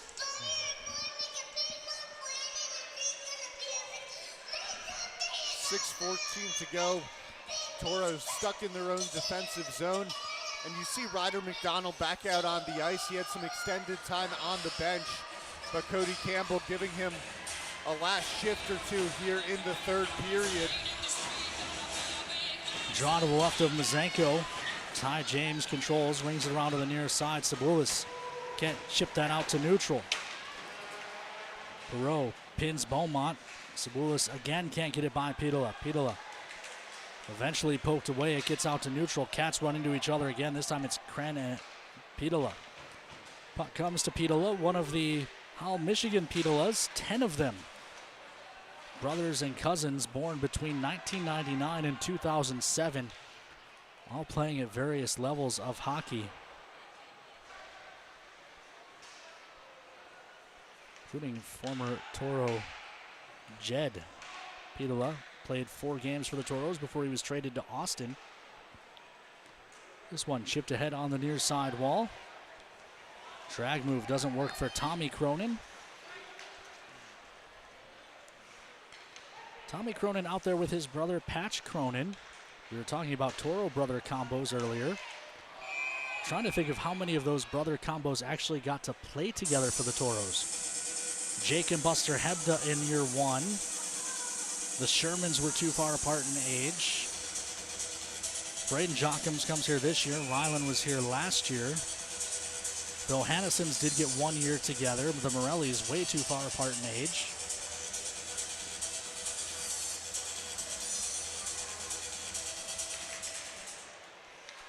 Toros control the draw as a mouth guard, I think, went flying. Flipped into the offensive zone, but the Cats on it quickly. Good takeaway by Owens, feeds Ohannesson. Jack Ohannesson spins it off the wall. Owens throws it in front. O'Hanny couldn't settle it down to the near side. Gibbs throws it on net. Hit a leg and carried him wide to the near, or make that far side. Leto in neutral, watched by Warren. He banks it ahead for Kaminsky. Back to Patch Cronin, who couldn't catch it cleanly, and the puck is out to neutral. Dump in has Kim offside, so the Toros able to retreat and retrieve without much pressure. Yohala speeds ahead. Can't really complain about too many men there, but maybe that knee could have been called. Meanwhile, Cats take over and start up ice. Ahead, Rowan touches it into the zone, but it's Clark who takes it away. Clark speeds up the far wall, gains the red line, is dumping, hits Noah Gibbs in the back. Taven James there in support. He finds Tui. Tui back across to his defense partner Clark. Clark hammers it in. Anderson out of his net to stop this. He stopped everything else except for the Morelli shorthanded breakaway. At the one blemish on his 23 save night. Noah Gibbs working to free that up. Jockham's there as well. They all go into the wall awkwardly, and eventually it squirts free for Bannister behind the Bobcat net. Bobcats start up ice on the near side. It's Rowan. Rowan watched by Tui. Roll-offs. Couldn't find the handle. Newman just jams it out to neutral. 3:20 to go here in period number 3. Toros trail 3-1. We're nearing Mazenko to the bench time, but that first requires the Toros to get possession. Tui steps up on Sipniewski. Took a stick to the face for the effort, but successfully broke up the rush. Toros chipped that into the offensive zone. They were short of center, but icing waved off for some reason. They say it was tipped on the way through. Tells me Kobe. This is ahead. Roll-off. Chips it into the Toro zone. Ty James walls him off nicely, and Kevin Perreault finds the puck. Perreault with a nice move beats the first forechecker and then gets help from Edwards, and it hops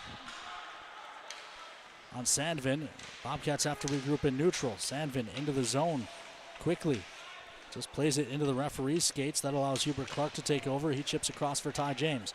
James ahead for Newman. Newman drops back to Perreault. Perreault finds Yohala. Yohala looking to cut to the middle. Gains the line. Somehow dances through. Then crashed into. Can't pull the trigger on a shot. Cody Campbell looks at Tyler Ebner in pure disbelief. I guarantee if something like that goes uncalled next weekend, it won't just be a quizzical look to Ebner from Cody Campbell. This is Patch Cronin on a shot that was tipped with a high stick by Leto. Apparently not a high stick. We'll play on. Perreault touches ahead for Yohala. Yohala dancing through, leaves off on the far side for Owens. Goaltender to the bench for the Toros. Extra attacker on. O'Hannison working down low. Far side poked free. O'Hannison turnaround shot off the outside of the cage. Back to the front. O'Hannison another try. That one stopped by Anderson. Behind the net it goes. Yohala tries to ring it to the point, but it's cut off on the way there. Long shot for the empty net will go in.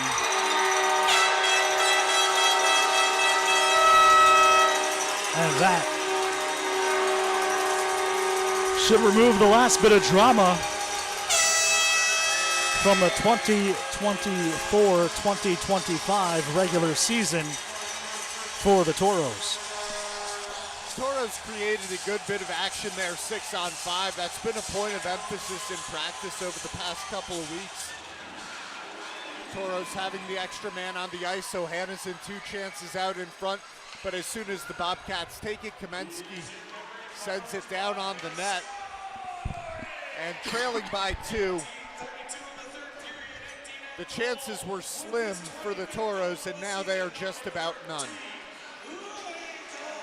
Jordan Gibbs pokes that free. Carried ahead by Morelli.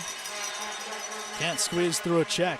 Pitola takes over for the Cats as we hit the final minute of the regular season. Shot goes wide. Final minute of the regular season brought to you by our friends at Northern Plains Equipment. They dig behind the Toro net and flip one out to neutral. Toros will finish the season 40-18-1. 75, nope. Plus, didn't update the goal differential, so I don't have the plus minus, but 40-18-1, 81 points, just the 4th 80-point season in franchise history. Of course, last season, the best record in franchise history, 44-14-2, 90 points. Toros had 80 points twice before, 38-18-4 in 2016-17, 37-17-6 in 2014-15. So by the numbers, this is the second best regular season in franchise history for the Toros. You had Ian Spencer tie the single season point record. Adam Mahler rewrote the defenseman record books. Lucas Swedin rewrites the record books for goaltenders, and Jack O'Hannesson. The career marks were rewritten as the Cats send this down the ice. It will go for an icing with 1.6, and that's a cheeky little play by Will Mazanko. He could have stepped out of the net to wave that icing off, and he instead...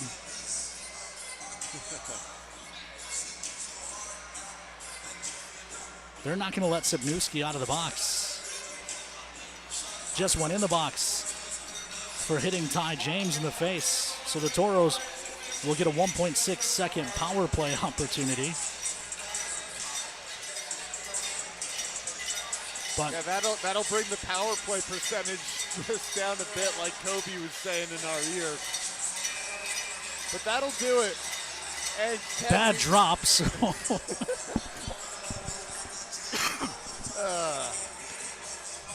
They've heard how good this season has been for the Toros. The officials just don't want it to end. Toros jam under the cage. It doesn't go.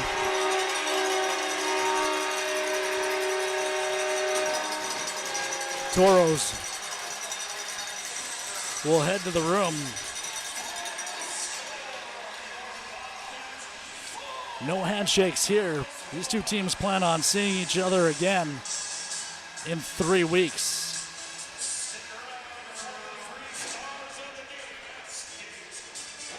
Shot totals finish at 27 aside. Final score 4-1. We will send you out to a commercial break. Come back with the Farmers Union postgame show after these messages on the Minotauros Network.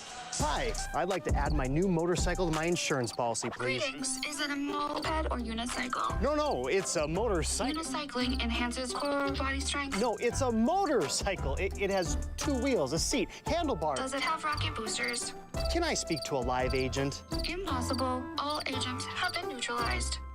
At Farmers Union Insurance, technology is important, and so is finding the best options for our clients, person to person. Farmers Union Insurance. Local agents, more options, great rates. As long as you have the back of someone in the midst of an overdose, North Dakota's Good Samaritan Law has yours. Learn how to save a life at behavioralhealth.nd.gov. Opioids. Fill with care. Our history sets us on our path. From the moment we're born, we begin our walk through life. We learn so we can discover. We find our passion and develop our skills. We build relationships. We start thinking about what we're going to leave behind to those we love. Let our legacy help shape yours. First International Bank and Trust. No matter your place in life, we can help you live first.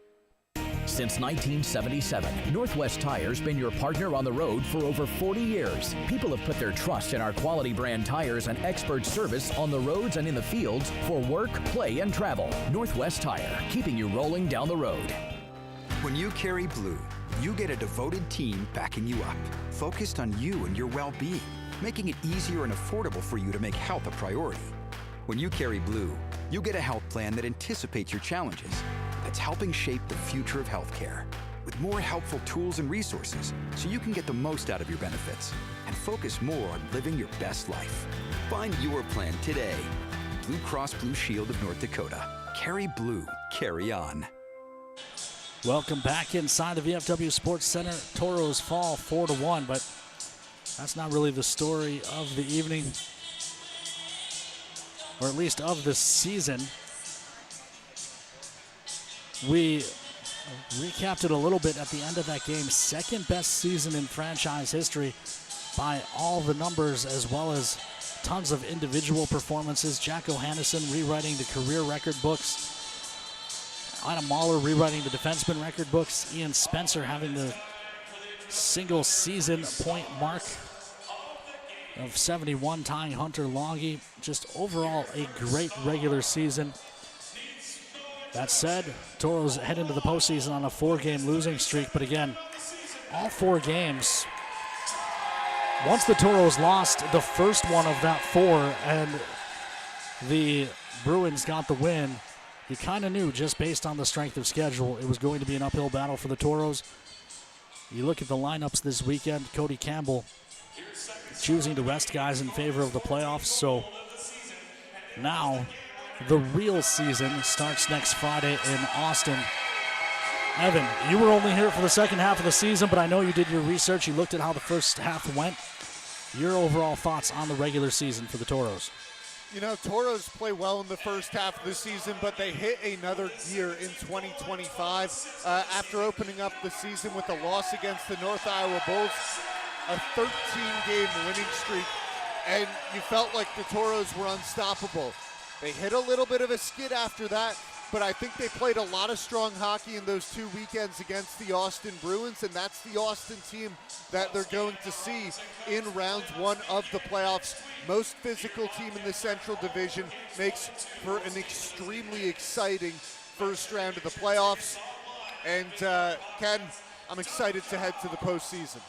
Well, let's pay off our interactive games. Total combined goals 5, so that goes under as well.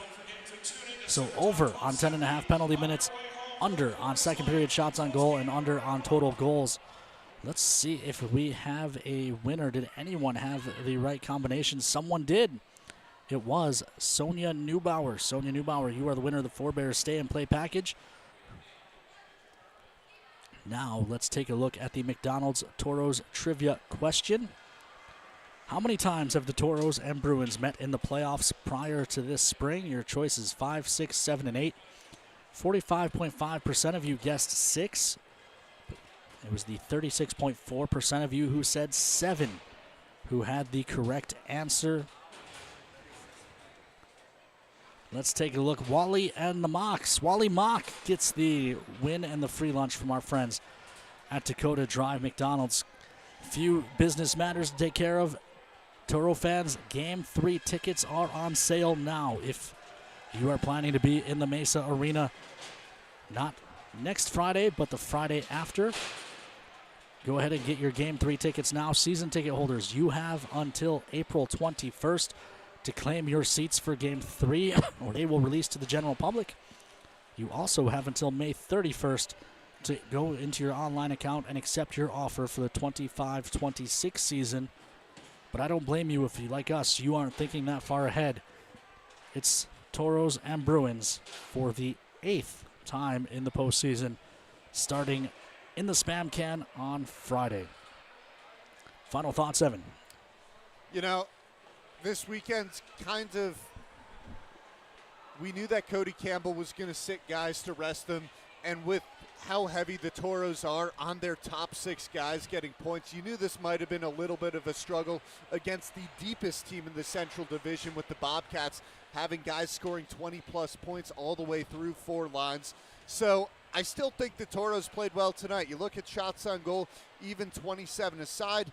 Owens, Yahala, and Ohanesen created some good looks offensively, and that's really what you wanted to see.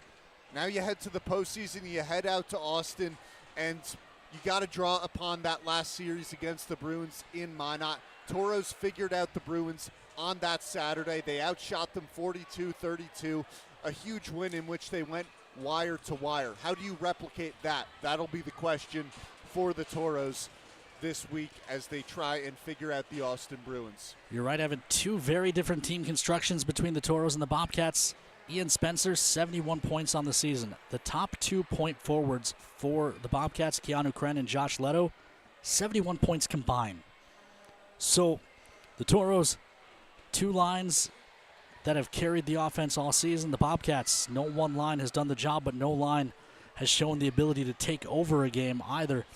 We'll see if they can match up in the Central Finals. First, Bobcats have to take care of the Aberdeen Wings, and the Toros have to take care of the Bruins. A ton of preview of the playoffs this week on Toros All Access.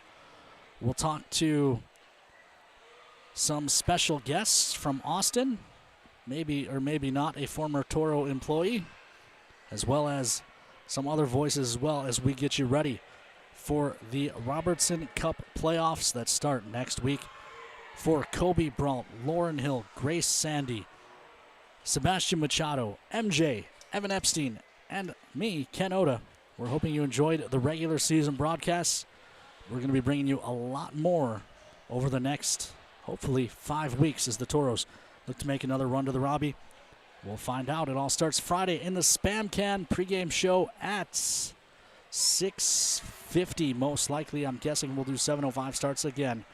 Again, stay tuned to Toros socials as we get all that out to you and get you ready for the playoffs starting next week here on the Minotauros Network.